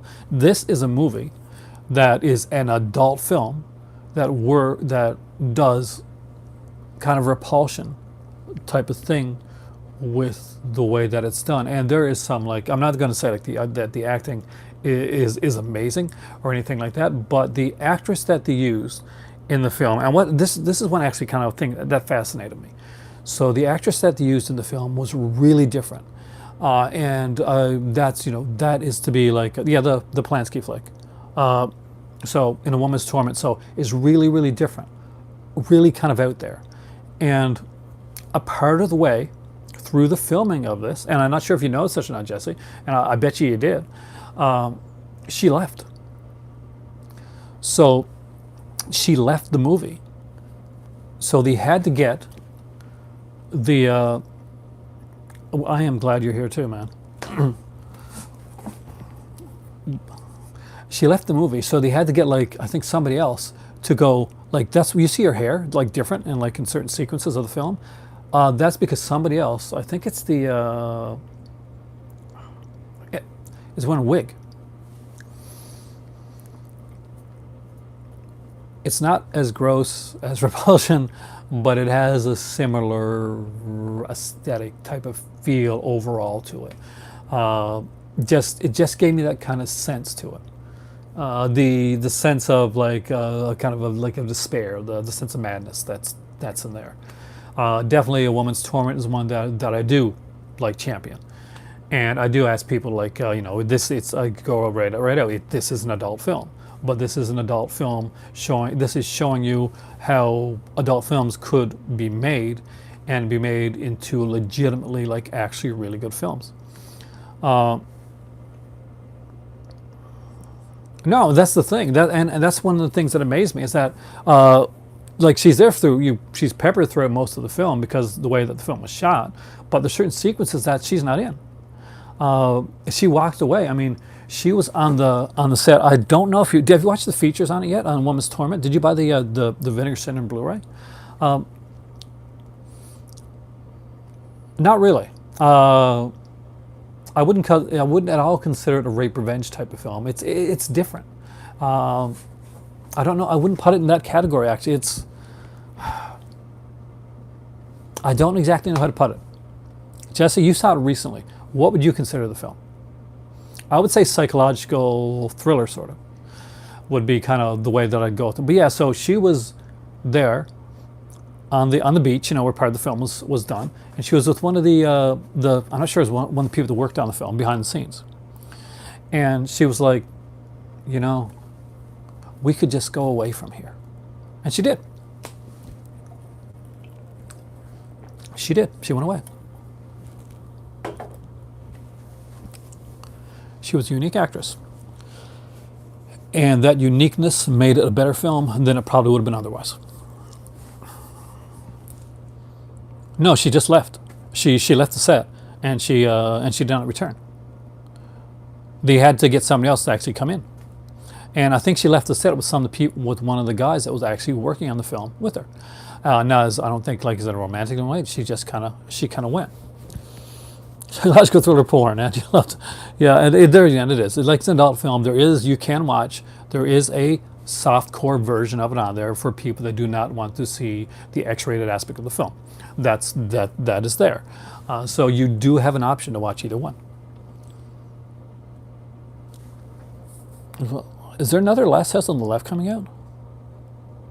Or do you mean like they're re-releasing them? I know that there's new. There's a new. I Spit in Your Grave. No, one of them is coming out. Which one has Camille Keaton in again? I'm completely lost at the moment, but I know that she made a sequel to her film with the original director, who I really admire what he did, because and finding out the backstory behind it was something that made me respect that director even more, because what he did for the girl and what happened to her. I Spit in Your Grave. Thank you. What he did for the girl that he found. Serpent and the Rainbow. I love Serpent and the Rainbow. I don't own. I've got Serpent and the Rainbow in like a Wes Craven set, like that came out on DVD, but I do not yet have if you're talking about the Scream Factory edition, or did they put it in 4K, that one? Is there any? Like, is there any like 4K of, is there 4K of Serpent and the Rainbow? I didn't know there was any Wes Craven 4K. Holy crap, I would love, I want the Nightmare movies on. I'm a proponent of 4K. Bill Paxton, Serpent. Yeah. Do you know I sometimes get Paxton and Pullman confused. I think there's actually a skit on Saturday Night Live about that. I'm still drinking this. But I think I've gone through most of the sets that I wanted to show you guys, actually. Like there's a lot of other sets. There's of course like ones that I didn't show. There's a couple more horror. Forced entry.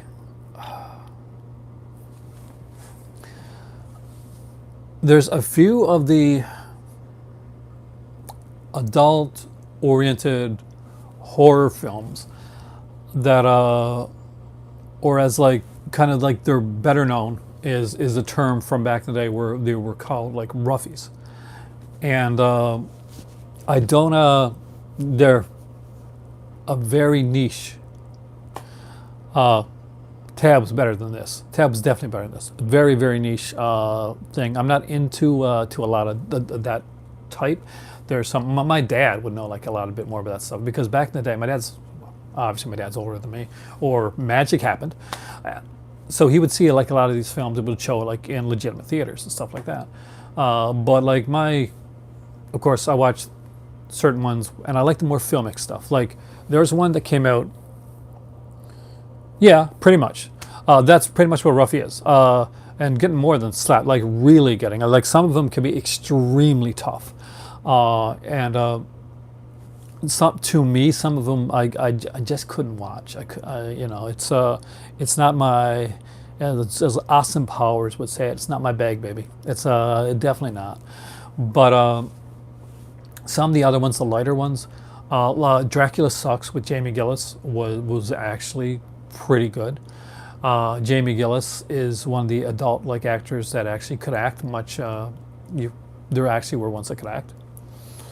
The Nemesis movies, I've seen the Nemesis films, but ages ago. I mean, I'll be honest with you, the most memorable thing to me about the Nemesis films, because I do not for the life of me remember them at all, and I think I got one of them over there. If I was to like walk over and look around, I'd probably be able to pick one out for you. But Women's Torment's more psychological, I think, when it comes to that. But Forced Entry is one that I don't really remember that well. I think that's the one, if I'm correct, where with the traveling salesman type killer. Emmanuel, does somebody say, is there Emmanuel set coming out? Because I would kill for that. Emmanuel and Ilsa, those two I would kill for. Ilsa is another one of those films that's hilarious in so many ways. But the Nemesis films are known for good covers. I can tell you that. There's some good artwork. Honestly, dude, I don't remember the Nemesis movies a lot. Let me look around and see if I can find. I know I've got at least one of them. Yeah, Emmanuel's an erotic film that was made primarily like in the time of kind of like, they're different. Now, Laura Gemser started in like Silver Crystal's Emmanuel. She's in like the second one, I think, where she's in like the massage parlor type place.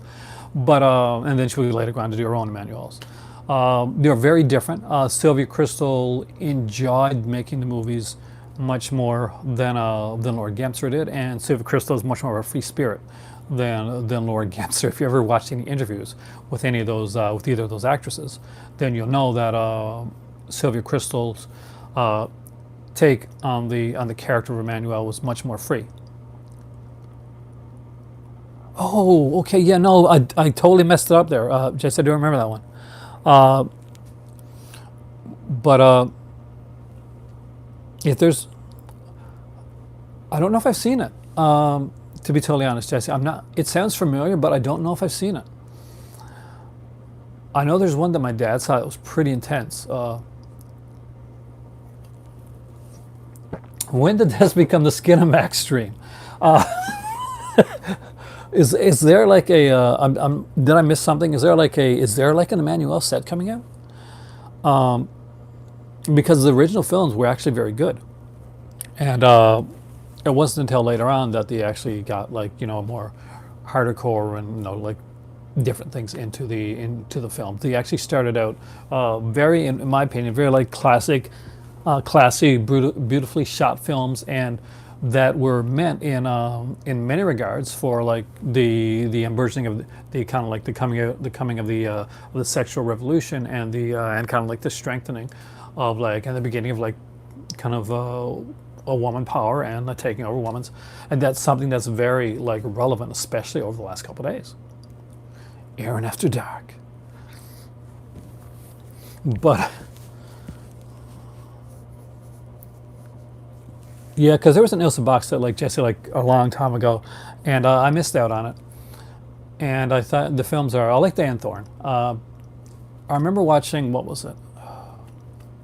One of those prison movies. I think it might have been the one that Hellhole. It might have been Hellhole, I think. And Diane Thorne is in it, and she's nigh unrecognizable in the film. You would not recognize that it's her actually. And she's actually a really good actress, and she definitely shows it, her chops in the role that she has to do within that film.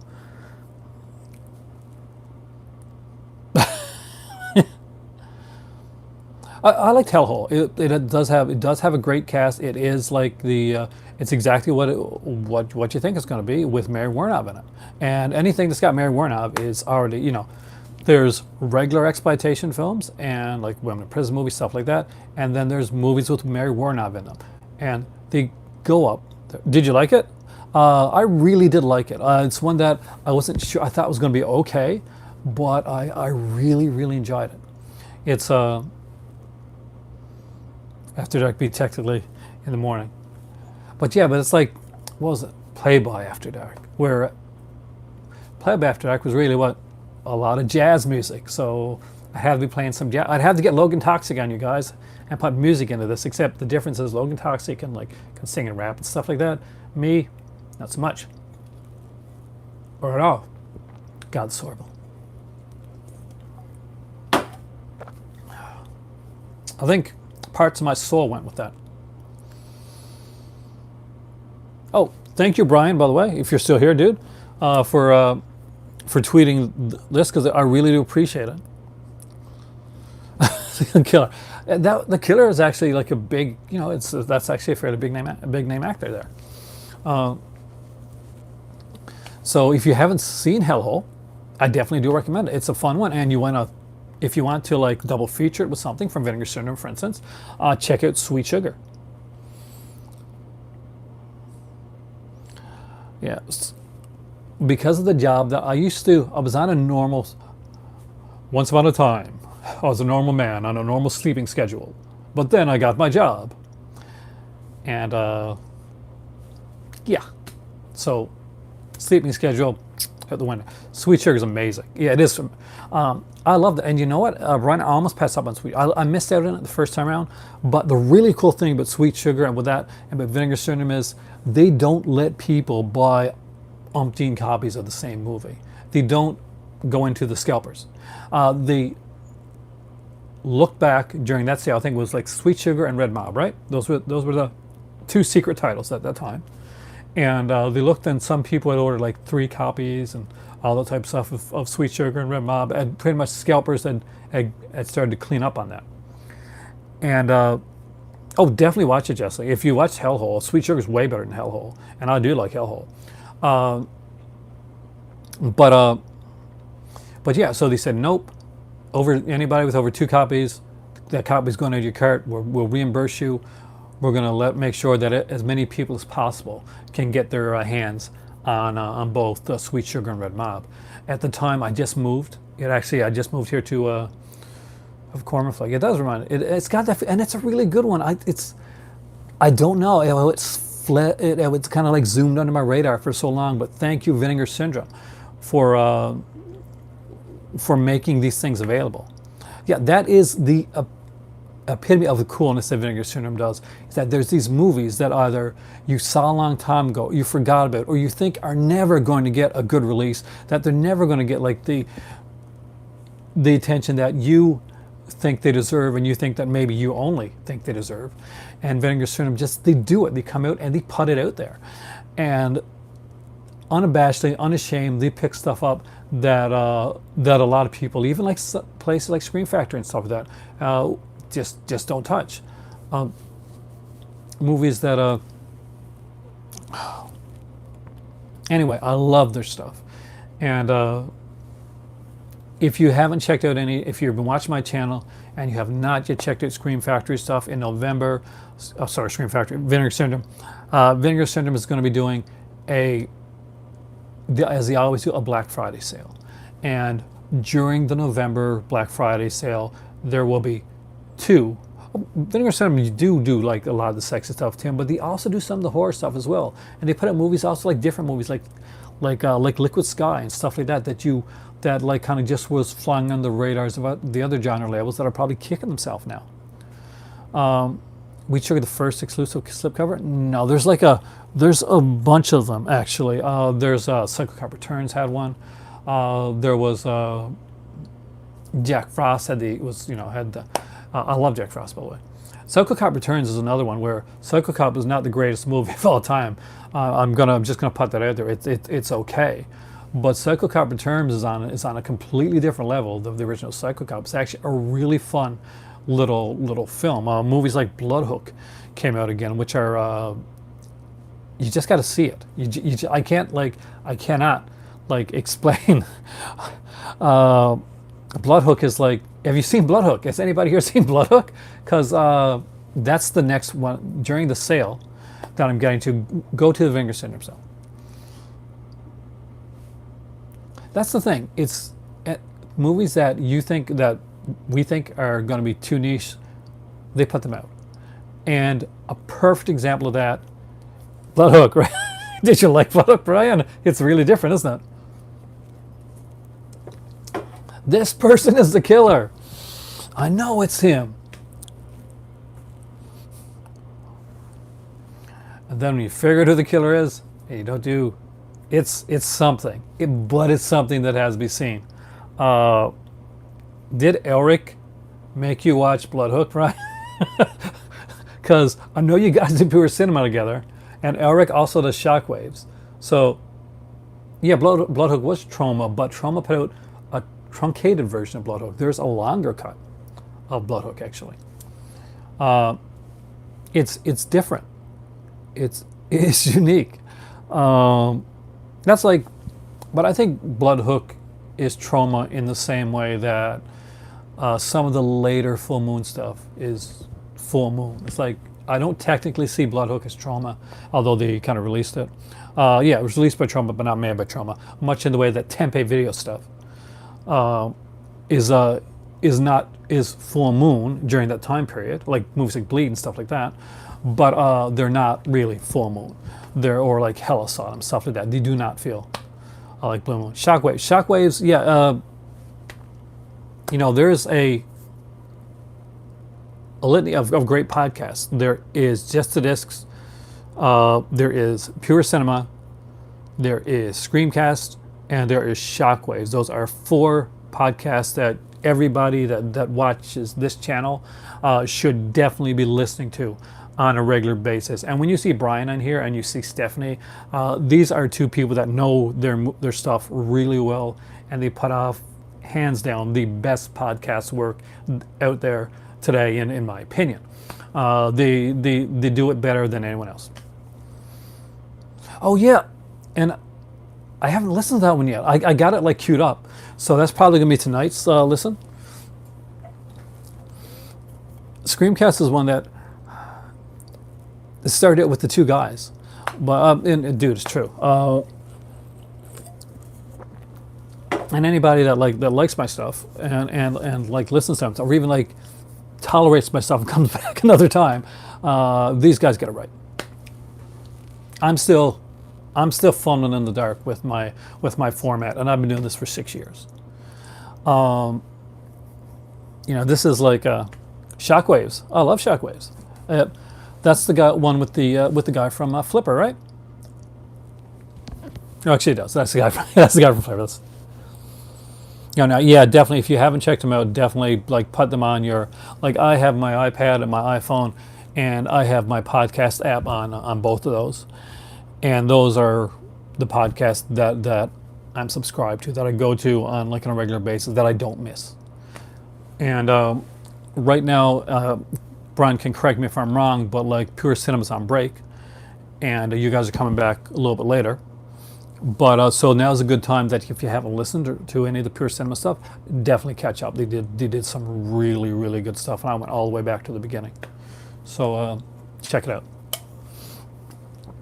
But yeah, because like I know that you guys do that. I know that Rebecca right now is off directing a film.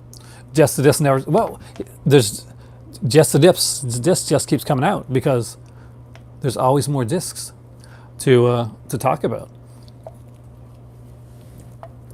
and some great ones. The,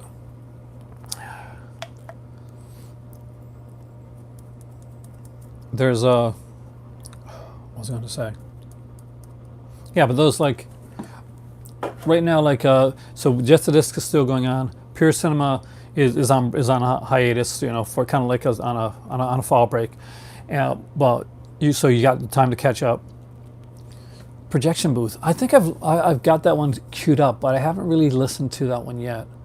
I definitely will check it out. I'm a huge podcast fan, and if you're watching my channel and you've seen that I've gone live, that I've actually taken this to pretty much be specifically live, and I hope you guys like this because I've kind of taken it to like making all my videos at this point kind of like live interactive videos. I want to bring it back to the days of early TV, and really? Then yeah, I know I got it queued up. I'm subscribed to Projection Booth, but I don't know if I've listened to like one recently. I know that I've gotten through like some of the shorter ones too, like the Inside Jaws and Inside the Exorcist, which were really well done, by the way. They're kind of like shorter, kind of like miniseries podcasts. How early TV? Well, think about it this way. This is completely live. Anything can happen. If this thing falls over, if my cat's coming, and Vegas girls start like walking behind me like that, well, then I'm gonna have to turn the podcast. No, but anything can happen. That's what I mean. Carlos, welcome.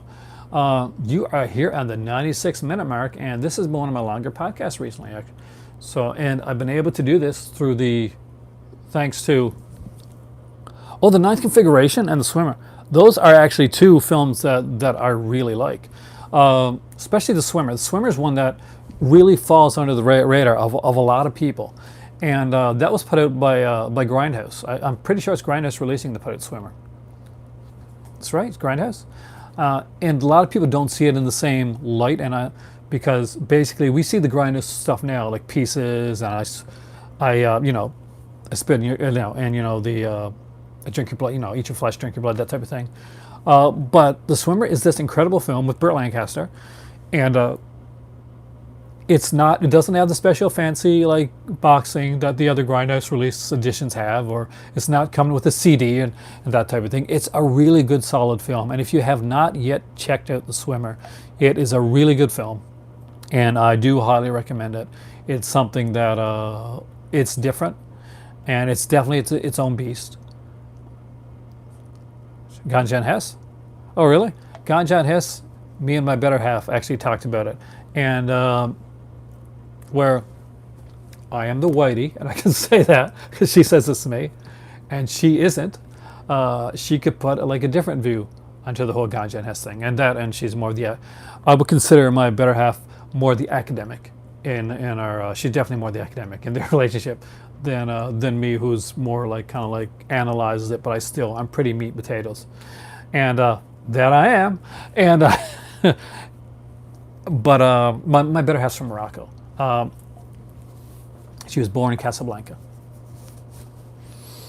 That's where her sister lives right now. Actually, she actually just moved back recently to do like her business there, and we kind of like, my better half gets to go to Morocco more often than I do, but we do have like we've got a condo there. So when we retirement time in the sun. So that's what we know. I would say, yeah, but here's the thing.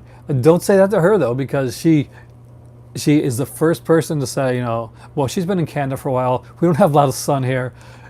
She tends more Morocco, but she calls herself. She definitely calls herself.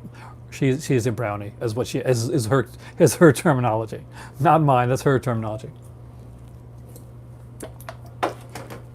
And she's but she's the academic out of the two of us. So she when we did the Ganja and Hess one. She broke it down way, way better than I could have done.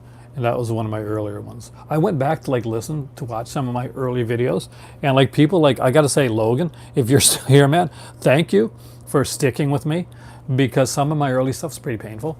So yeah, I'm not gonna lie. It was it was a bit of a learning curve. This mic, this is newer. Well, some of my early stuff, I was wasn't as comfortable with the camera as I am right now, and gee, I guess I am, right? But best kept secret's what I like to call it. Yeah, but it's it's like the early stuff was like I had an iPhone in my really early stuff, and I was like taking, so you got like this this like small picture, and I was using like these different filters. I was trying out different things. I had I had beer reviews. I did like some comic stuff. You said you liked Skyfall better than Casino Royale before another video. Did you really? You shouldn't, Logan. Like, own it, man. You did a lot of good stuff there. I can't delete it. I eventually want to have it all, because, and here's the thing for me, and it's kind of really cool, is that my kids grow up like in front of my eyes, and in front of a lot of my viewers' eyes. Like my kids, I have my videos like with my cats. Some that are not around anymore are in the video. And like Whitey was my cat, and he passed away a couple years ago. Sorry. And he's in a few of my videos, so when I go back to watch those, and I see him up behind me, I have thought about it. I haven't done it yet because partially I'm lazy. Yeah, it is. It's kind of cool that way. And yeah, Whitey was the snow-colored one. That was my I love all my cats, but this one at a special place, and he's forever in my videos. So that's good. And Smokey, who passed away this year, was in a lot of my videos as well, especially when I did videos upstairs, because she owned the upstairs area. Thanks. I do. That's the thing. It's just, I do understand that there's an audience for them. It's just not me. I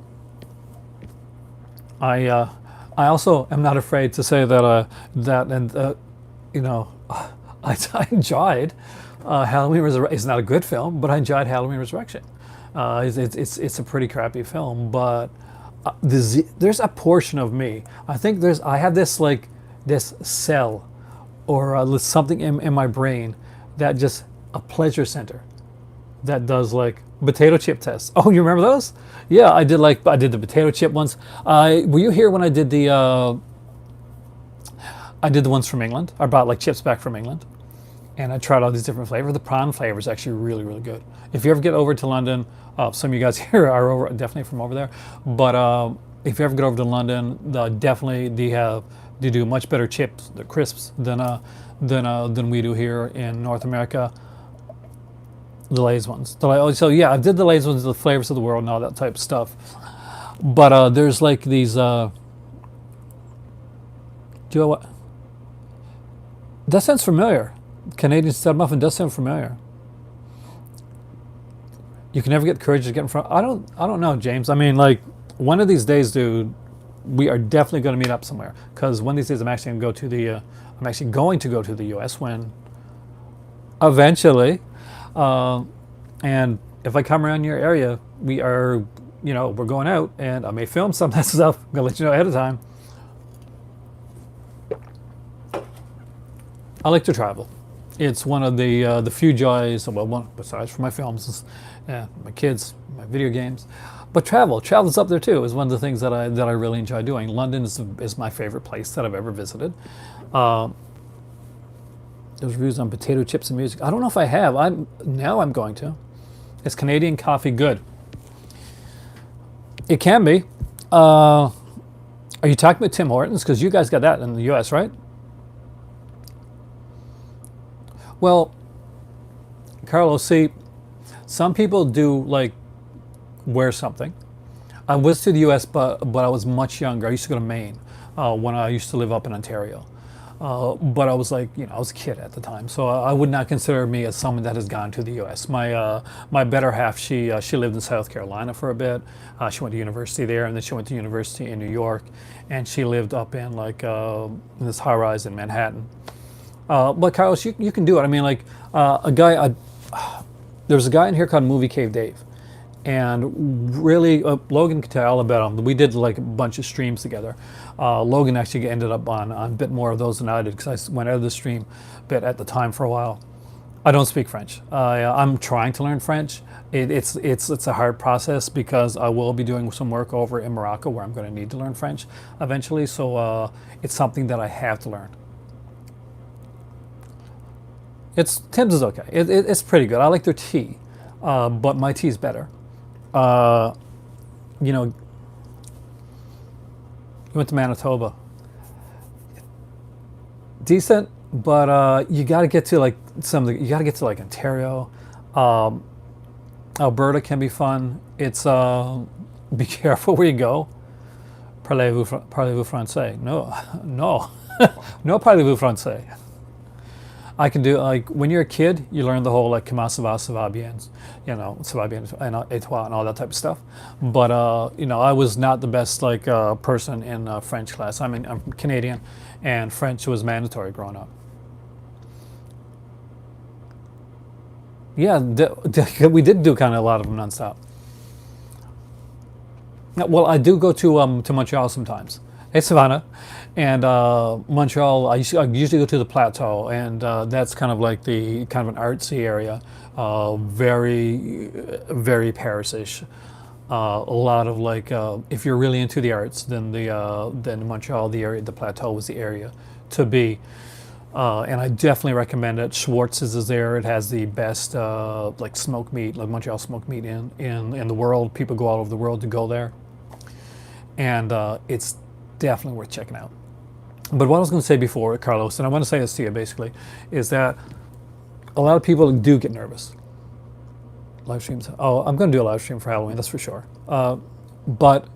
Montreal is completely bilingual. But Carlos, basically, Movie Cave Dave started out behind the camera.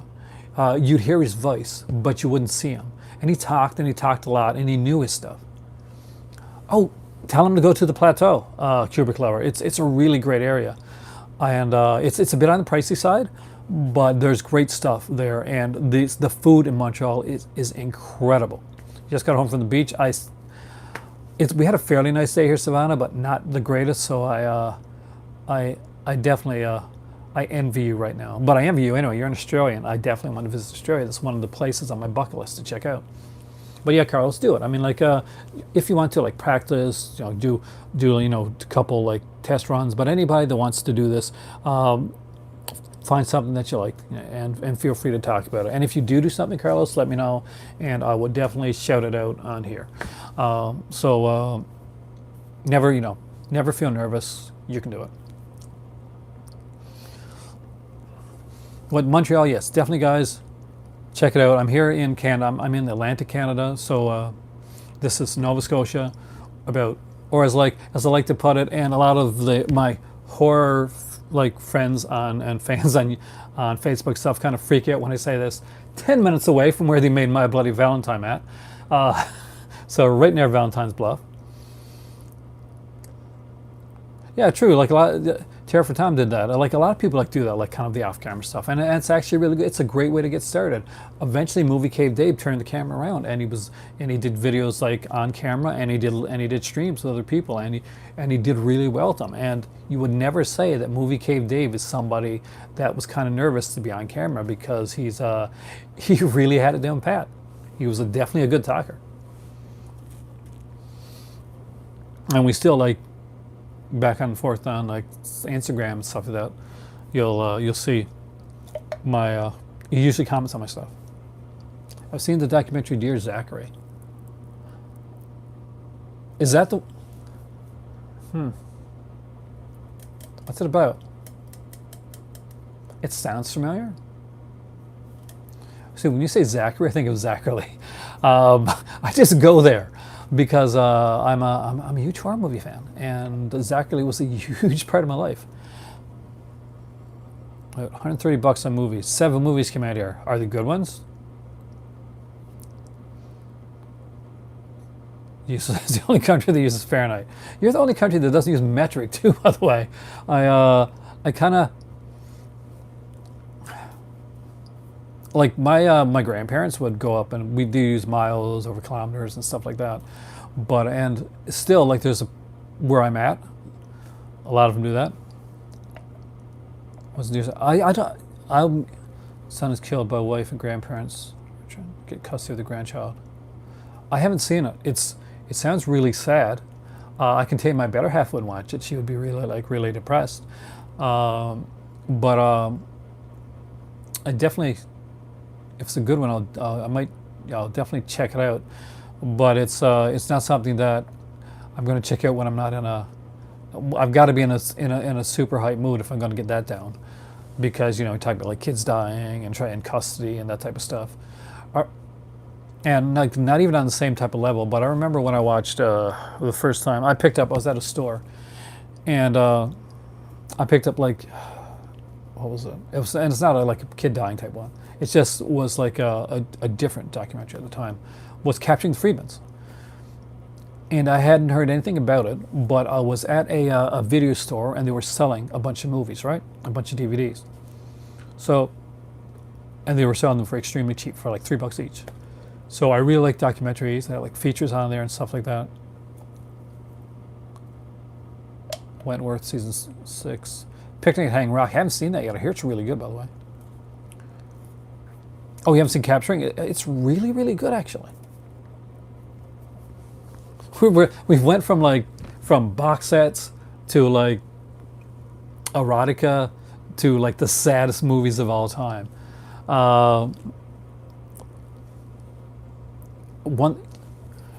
You never know what to expect on when we're gone live here. That's one thing. We never know where it's going to go. You may see the name. You can see the name of my video, and that's not necessarily what you're going to get. Not totally. So tell your friends that. Share that with your friends. But yeah, no, Capturing the Freedmans, if you haven't seen it, I know Logan probably has seen it. Brian, if you haven't, it's an older documentary now, but it's really good. And it's kind of ambiguous. So it brings up like you bring your own conclusion to it. I think it was pretty obvious what it was. Skinamax. I remember Skinamax. The only movie I've ever cried in was The Green Mile. See, I'm a softie, Savannah, so I'm not gonna, as much as I watch like this horror and stuff like that, there's certain movies, there's commercials that I'll be like, I didn't cry, you cry, or like, yeah, there's dust. You can't believe I'm not getting the indicator set. Not yet. I'll get it, but I will get it down the road. Jesse, are you getting the Vinegar Syndrome sets? The Vinegar Syndrome ones that are coming out. They're very different. I mean, like, they're both King adaptions. I like them both. You're going to feel better watching Shawshank Redemption than you will The Green Mile. I'm going to put that one out there right now. But it is a heartbreaking performance, and in the Green Mile. But and yeah, Logan talks. It's true. Green Mile will hit you more, as the kids will say it, the mist, right? Hits them in the feels. But I'm a very this is a really good. I'm a very optimistic type of person, and as much as I love them both, I don't know much about the streaming. Oh, are you talking about the Chef Factory TV stuff? I know Rue Morgue is coming out with her own streaming thing. Yeah, the Vinegar Syndrome titles, there'll be like definitely like there'll be ones that be discounted. Of course, the ones that came in the last month or two will probably not be as discounted, or they would definitely won't be discounted as much.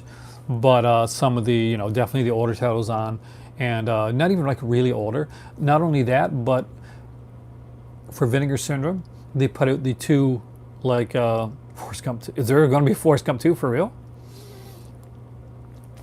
Well, I guess life is like another box of chocolates then. But no, but yeah, they'll put out. The cool thing is that they'll have two secret titles, and that'll happen on Black Friday. So when you're going in and you're picking up your Vinegar Syndrome stuff, which I do, Forrest Gump 2. This time it's personal. I would not be surprised, Savannah. They've done everything. Now it's just getting to the point where it's like, why not? Well, just Force would never help elect Trump. The Killing Kind. I don't know. Actually, The Killing Kind's interesting. Blood Harvest. Oh, Tom Hanks doing Mr. Rogers. I saw the first picture of that. Actually, he looks incredible, and in the role, you can definitely tell it's Tom Hanks because he's Tom Hanks. And but Forrest Gump. Forrest Gump.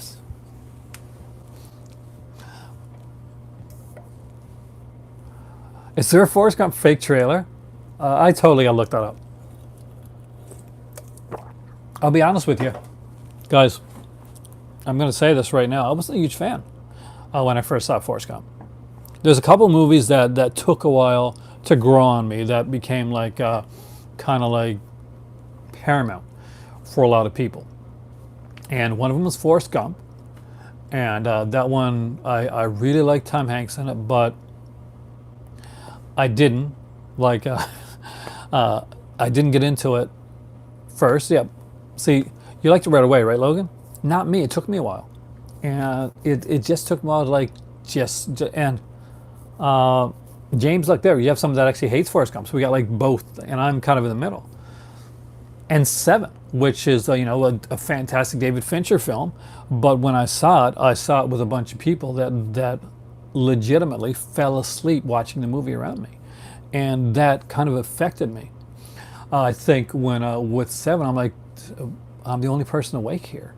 Am I seeing something in it that nobody else is seeing? I think it's pretty good, but it actually it second guessed me on my first viewing of Seven, because and you can be like affected by the people that you watch movies around you. That's sometimes why you go to like a movie theater and you may watch like a horror film. It's like and you'll have a fantastic time, and you go watch the horror film later on at home, and it's just not as good. You got caught up in that wave of what's going on at the time. You get caught up with the people around you that are enjoying the film. Some of those films don't always turn out to be like great films. You back watch them again, like this movie's. I really like this movie, and I got a good feeling about this movie, but maybe I got caught up in the hype of the crowd. And other times, I'll feel like I'm the loneliest person in the room because I'm the only person that's enjoying the film. And much of that was when I went to see Scream 4. And me and my eldest were watching Scream 4. Luke, I'm your father. The Berenstain Bears, not the Berenstain Bears. If you guys are not aware, I'm a huge fan of Cinemassacre and a very big fan of James Rolfe in particular. He's what I consider, if we had somebody that has mastered this format and got it down to like a science, James Rolfe is that person. And he's still growing and expanding, but Board James, which was an offshoot series he did. If I can, just digress for a minute, just swerve out there. If you have not seen Board James, I know a lot of people watch Angry Video Game Nerd, and they know him from that, and they'll see like some of the horror stuff that he puts out there when he does the horror movies and that. But watch Board James in order. It is brilliantly done. And there is some. Oh, yeah, Bill and Ted 3 is real. That one is real. That is happening. You've seen some aboard, James? Like, watch it in order, because it really is something. It's a bit of a mind. It messes with your mind. And it has 2 seasons overall. And I didn't watch it at first. I'm like, oh, board games, maybe I'll like it. It'll be okay. And I'll watch like 1 or 2 of them out of order. But then I watched them in order. Me and my better half like binge board games. And yeah, it gets dark really quick, and it gets really, really dark. And they keep asking him if he'd bring it back, and I don't think he should, because I really think it had the proper ending. It's brilliant, and it's among the YouTube stuff. You need Michael Keaton for what? For Batman. For Batman Beyond, the Batman movie that I want to see made, that's probably not going to get made. But I still like it. Do I collect books or movie books? Yes, I do. I do like a lot of movie books, actually. And there's a couple. I got about a Bavel one recently. Did I like Birdman? I really did. I thought Birdman was the out of the movies that were there in the Oscars that year, I think Birdman was one of the ones that I like best. I think there's a lot of people that were really into Boyhood, and I kind of thought Boyhood. Phoenix as a Joker, I really like it.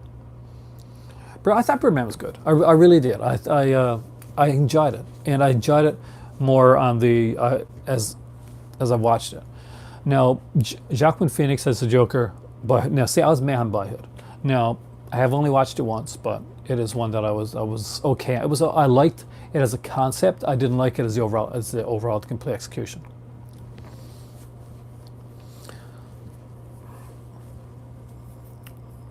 Marvel needs to make Batman Beyond.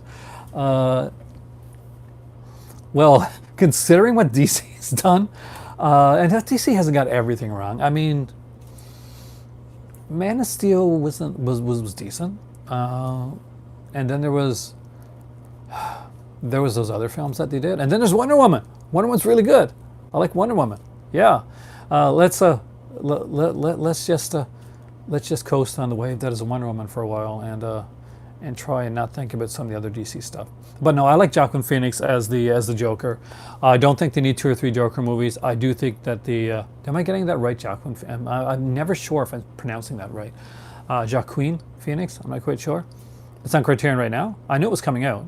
They always put his stuff on Criterion. But I don't think they need Jared Leto back. I really don't. Joaquin? Oh, thank you. Joaquin Phoenix. Sorry. Yeah, Joaquin Phoenix. There. Now I've got it. I'll totally forget this by next time I do a video. Well, so Joaquin Phoenix as the Joker, I really, really like the way that it's done. See, I'm so behind on Logan when it comes to the Criterion stuff right now. The animated films. The best Batman movie of all time is Mask of the Phantasm, hands down, without a doubt.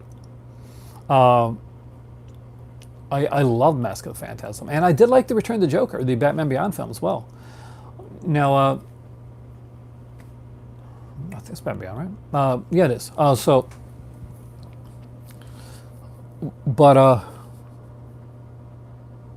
Yeah, for me, and this is the way the Batmans go. And Logan would disagree with me on this one. No. Under the Red Hood is good, but it's not Mask of the Phantasm good, man. We got like Mark Hamill's Joker in Mask of the Phantasm. We got like we really get like it punched home to why Batman is needed in Mask of the Phantasm. It's like there's a point in Mask of the Phantasm when Bruce is letting himself be happy, and he's kind of like he's going along the lines of, I may not have to do this for the rest of my life. This may not be my lot. And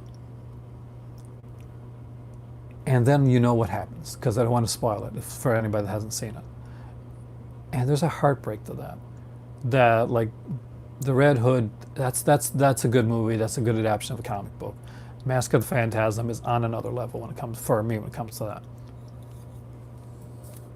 My mouth so doesn't want, my body so doesn't want me to drink this, that it turned it, like, subconsciously, so that I couldn't drink it. But yeah, my Batmans. Here you go, guys. Oh, you're definitely taller than me. I tell you that much right now. Never liked Gotham? Gotham can be fun with the Joker. And by the Joker, I mean Jerome. Logan, are you 6'4"? I am nowhere near that. I'd have to get on a ladder to be 6'4".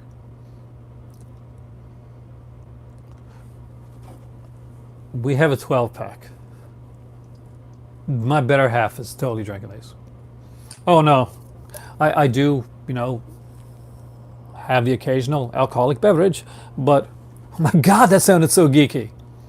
I have the occasional alcoholic beverage. Seth's 6'8". He would have to be tall. You guys did like a thing together. But no, like I'm what you'd consider short. I am the, I've been the Nicolas Cage of YouTube.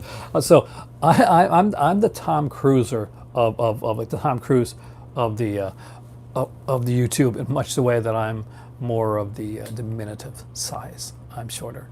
I'm not like 5'2" or something like that, but no, I'm like 5'8". So I'm definitely way shorter than you guys.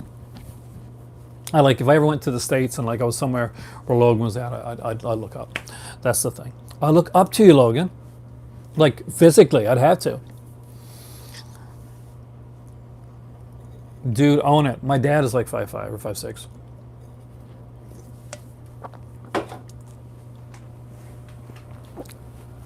My better half, she's like 5'7", I think, 5'6.5", 5'7". But oh, my Batmans. So for me, the best Batman is still Michael Keaton, because he did both of the roles like extremely well. There wasn't a time that I didn't believe that his Bruce Wayne could turn around and put on a Batman suit and go out in the city. There was something off about his character, and in a good way, in the way that there's something off about Batman. It worked. Gotham in the Burton films is it's gothic. It's has a, Gotham's a character in the original Batman films. Now, when it comes to my least favorite Batman of all time, and this doesn't mean the films, it's Bale. Bale is a fantastic actor, but Bale, Adam West rocks, man. I met Adam West, and he's actually a really nice guy too, and rest in peace, Adam West. But Bale, horrible as the as Batman. He never got it. He never. Nolan should have. You can come here anytime, Savannah, and look through the movie library. But I want to come visit, show you sometime. So there. He never got the character. He never really understood it. And see, yeah, he did. I'm sorry, Kubrick. Bale was horrible, and Nolan should have taken a stronger reign. Nolan is what I consider one of the great directors of our time. I'm not going to lie to you. I think of Nolan up there when people, like, he's the Kubrick of this, one of the Kubricks of this era. He's the Kubrick of this era. Nolan, his Vice, and see, that takes you out of it. And now that being said, I liked his take on Bruce Wayne. I didn't get to see enough of it, and that's why for me, I like Batman Begins, as you know, and what he does with that, and I do like what he does with and Bruce Wayne. See, I liked him as Bruce Wayne. I thought he did a good job as Bruce Wayne. I thought he did exactly what Bruce Wayne should be. But Nolan should have. It's on Nolan. I really do. It's not totally on Bale, and Bale can be a scary guy to work with. We've seen that. But we've heard that anyway. But no, somebody should have reined him in and said, no, you're doing it to the point of ridiculousness. You like Ben Affleck? I think that he was amazing in Batman v Superman, Batman versus Superman. I think that he was good, but didn't have as much to do. He definitely is the actor that I think most physically looks and embodies the character of Batman. I think looking at Ben Affleck, and people left. Like, I was one of the only people on here at the time, and Logan knows this, because I championed Ben Affleck as Batman when everybody was saying, "Oh my God, no." Much the way when I was a kid, I championed Michael Keaton because people said, "Well, not Mr. Mom playing Batman." Well, that guy that played Mr. Mom was in a movie called Clean and Sober, which was one of the best movies of its. I just look at Michael Keaton's film. He is so underrated, man. And Clean and Sober is such an amazing film. But no, Ben Affleck looks like the animated Batman. When you watch the Batman, Batman versus Superman, no matter what you think of other parts of the film, it's just he just comes out of the screen and he looks literally like you would see if Kevin Conroy was like the animated Batman came out of the screen. He looks like that. He's got the silver hair thing.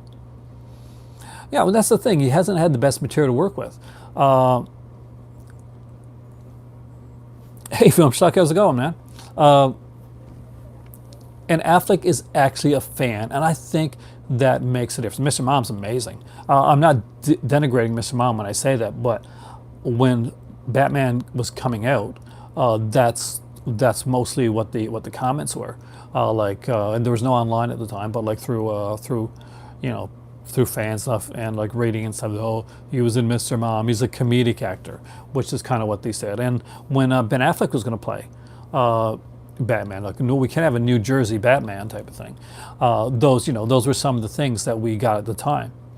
The Founder, I love The Founder. That's like, I've watched that movie about 3 times now, and I really do get a little bit more out of it every time I see it.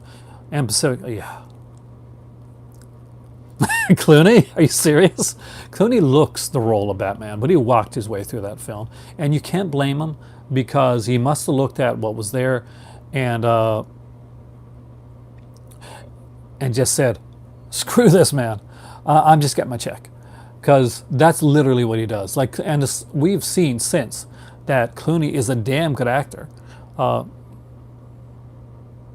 did mention Queen of... Actually, somebody here mentioned Queen of Outer Space. You didn't like Pacific Heights? Oh, man. The best Bat Devils. Jaden Smith's Batman. The best Batman, still Michael Keaton gets it hands down. Of course, the animated Batman is Batman. If you read a Batman comic nowadays, in your head, you're reading it in Kevin Conroy's voice.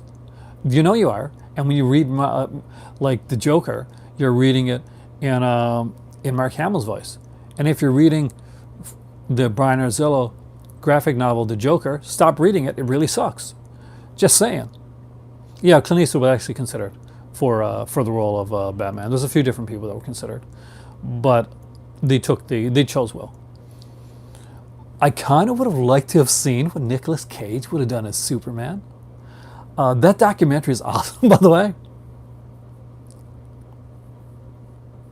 Actually, he did, but they didn't like his take on it. Are you talking about Brad Dourif, right? They didn't like Brad Dourif's take on the character.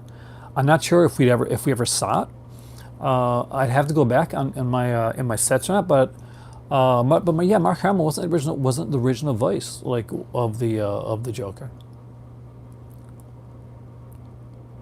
Oh, Azzarello's like Joker graphic novel. I hated it. I really did. I'm not gonna lie, and I hated the way that he used the Killer Croc in that too. Sean Connery, he does really good Sean Connery though. I like Tom Hardy, and a lot of people didn't like Dark Knight Rises. It was definitely not of the same quality of the other film, but we also have to take into consideration that Heath Ledger passed away, and he was meant to be a key element, from what I'd heard, to the third film that was taken out. But yeah, so Phoenix, I think, will do a fine job as the Joker. There, we get around a bit to that. I do like the way that the makeup is. It's very much like it's very John Gacy-esque. Uh, it's very John Gacy-esque, but it's also very much like very similar in look to like the mask that we see the Joker wear, and in the Dark Knight. There's definitely like a resemblance there as well, and of course that itself is like a take on the Killing from Kubrick, because Christopher Nolan, of like overall, he is a huge film noir fan, and you can thank Christopher Nolan actually for those Sony sets, the film noir sets that came out. Actually, I haven't seen the Dark Phoenix trailer yet. The same as they're doing a Venom movie without Spider-Man. I don't think I think that there's a Thomas Wayne, and I think he's been cast. Thomas Wayne's been cast in the new Joker film, but we're not getting a Batman. It's not a Batman film. This is a Joker film, so it'll be interesting to see how this is done. It's got a lot of big names behind it. It is an origin. He's being called Alfred or Arthur Fleck, and a lot of people have like said, you realize Affleck, right? You do realize that. Yeah, the Suicide Squad is not a good film. Martha origin story. Not Martha. Why did you say that name? but yeah, but no, good night, reality. Thank you so much for coming, and I'm glad you're here from the beginning of this one, and I hope that you're here the next time as well, because you're rocking it. And I got to say, I've had a blast here tonight. So maybe this is a sign that it's time to close up the movie club for this evening. We've been here for quite a long time, and we've talked about everything. But yes, give that Joker movie a chance. I really did enjoy it. I've enjoyed it. I really did enjoy what I've seen of it so far. It looks to be good, and the way that he's playing the character, it's kind of brilliant. And we haven't seen much yet. Jared Leto's Joker sucked. He really sucked. The look of the Joker just kind of sucked ass. You damaged down there, and just like Halloween. I can't watch any more trailers of it. I've seen the first two. I know there's a third one out, but I really don't want to have this movie ruined for me before it comes out. I'm dodging and like staying away from any spoiler reviews or anything like that. I'm actually not even watching spoiler-free reviews.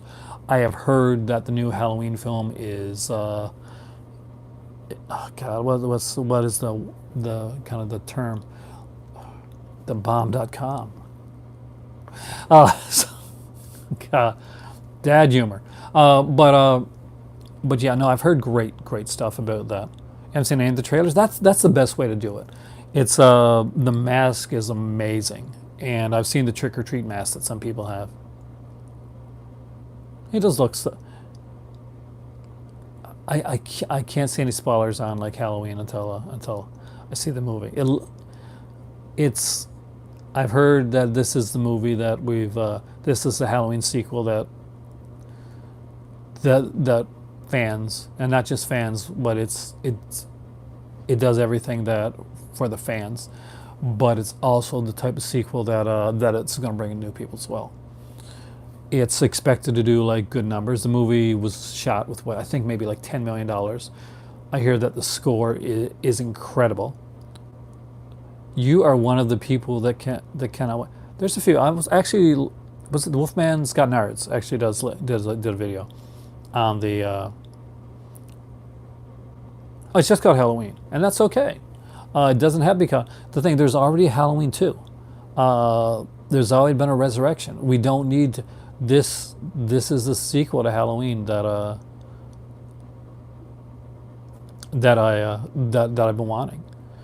I love Halloween 2. I think it's a fantastic film, but I will be the first person to tell you that making her his sister sucked. It sucked a lot of things out of what Michael Myers was. It really did. It took away from his character, from his mystique, from like the horror and the aspect of Michael Myers. Michael Myers is a scary character, this boogeyman, for that no reason. You're thinking buying something on eBay? What is it? See, because like with you, I can't guess because you buy so much. So $300.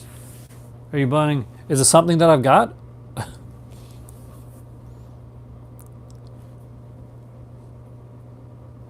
Yeah, she should not have been the sister. She should not have been the sister. That he was drunk. He wrote that in like the spur of the moment. He regretted doing it. Now,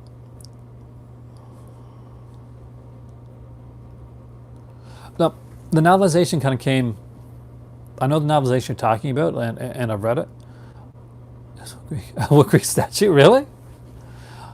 Make sure it's legit. Jarrett, you probably get to see Jarrett where you're at. He's pretty awesome actually. But no, I think it's but that novelization I think came after the Halloween 2 script was written. So they also put Sam Hain in the original Halloween novelization as well. Here, for me to begin, say hi. So, but yeah, no, the fact of like her being the sister wasn't like was written by John Carpenter when he was drunk, when he was writing the script, and he was just had a block. Michael Myers was originally meant to be a faceless boogeyman. That's why the mask is the way that it is. We can like put our own fears onto the mask that we see. Which of the Michaels did you meet? I haven't seen The Predator yet, man.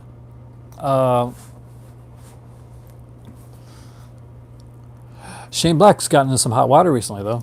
But deservedly so. He really put some people in a bad position. Nick Castle.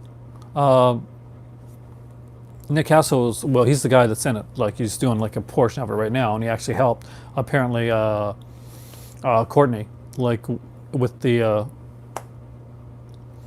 with his like the movements and stuff of Michael Myers, much in the way that like a lot of people don't like Texas Chainsaw 3D, and I do. It's a guilty pleasure of mine. I enjoy it. The fact that that Gunner actually got that actor that played like Leatherface in Texas Chainsaw 3D heavily relied on like on Gunner's influence and instructions when he did the role of Leatherface. Unfortunately, Leatherface doesn't get to be like scarier in it, like to the point where we really want him. But for people that we'll get to the Victor Miller thing in a second. For people that actually like ragged on like Texas Chainsaw 3D, see Leatherface? You see that one? Texas Chainsaw 3D is looking pretty good right now, isn't it? Yeah, because Leatherface sucked ass.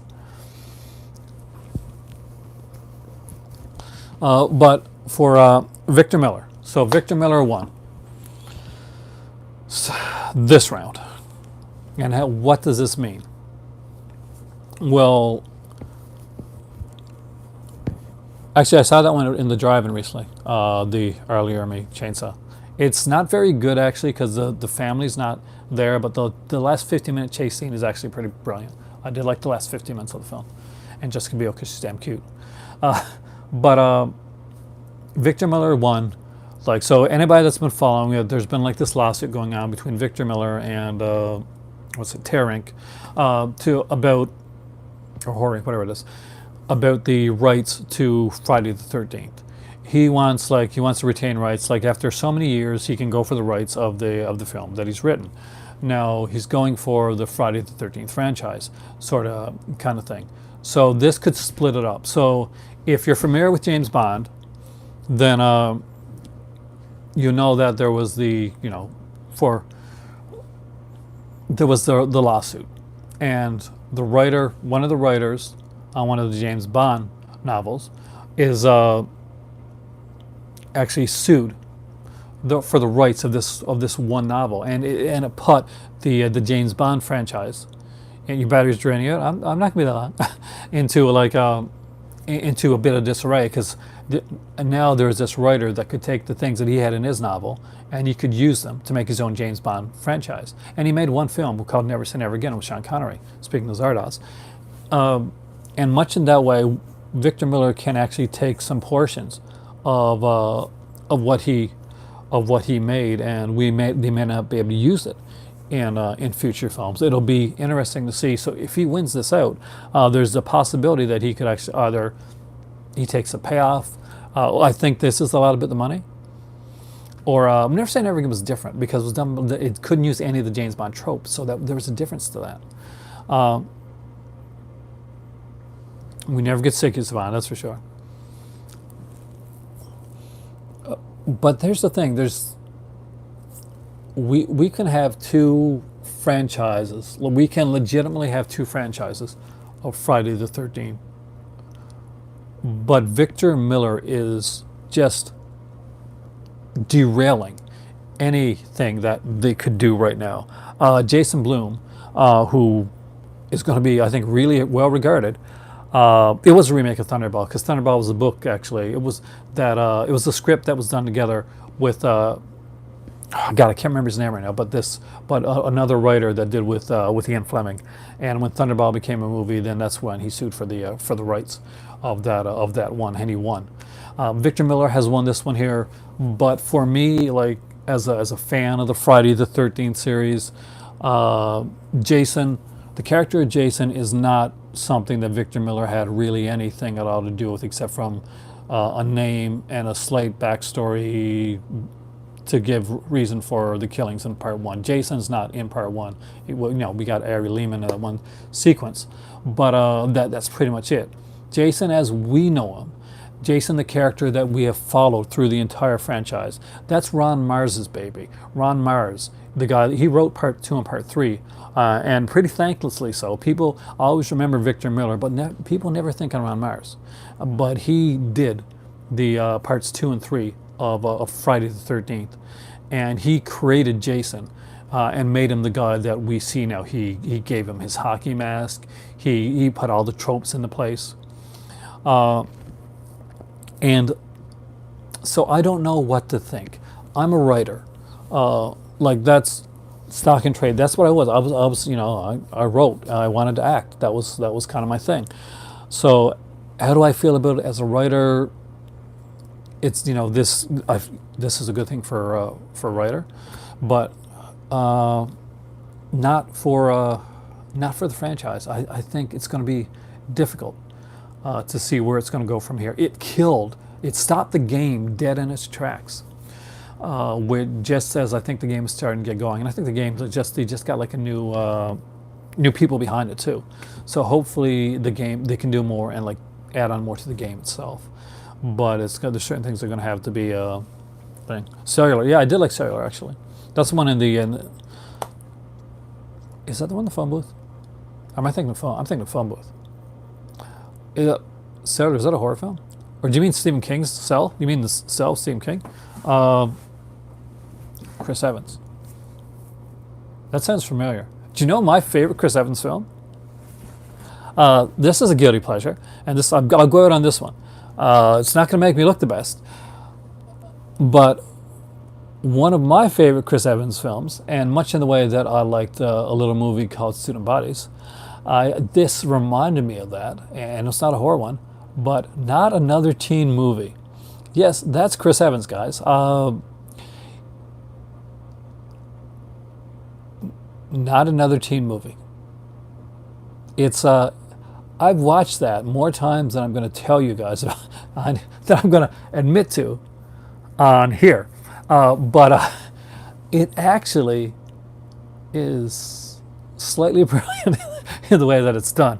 And there's one actor in it that's like over the top, like, and they're going through and they're trying to, you put all the people, they're doing this sequence where they're trying to choose the girl, like that that he's gonna like have to make into like a prom, like to a prom girl, and they're going through these different people, and it's like, I said, what about the Siamese twins? He said, no, Siamese twins. He said, you could turn that around, and that could be double the hotness, but her over there, she has glasses and suspenders and paint on it. It's brilliant. It's brilliantly funny. Just watch Not Another Teen Movie. It's funny, and many of those satirical films that came out later in the years, like Vampire Sucks, are horrible films. This one's not. But guys, here we go. It's been 150 minutes. This is longer than some of Kubrick's films. Thank you guys so much for staying with me tonight, and me and Bubbly. I feel a bit bubbly tonight. Thank all you guys for coming in here, and for you guys that have stayed through the entire thing, you guys are amazing. Brian, Kubrick lover, Stephanie, if you're still here, you're probably not. You're probably gonna off doing something cooler than watching me. Savannah, Film Schlock, everybody here, and the people that came in are going to come back later on. Rich, all you guys, just thank you so much. You guys have made my night fantastic. And after drinking bubbly, I gotta say it, guys, it really is time for tea. Oh my God, it is so time for tea right now. I am Aaron. This is the Movie Library. You are the Movie Club, and you are all fantastic. Thanks for watching, and have a great evening.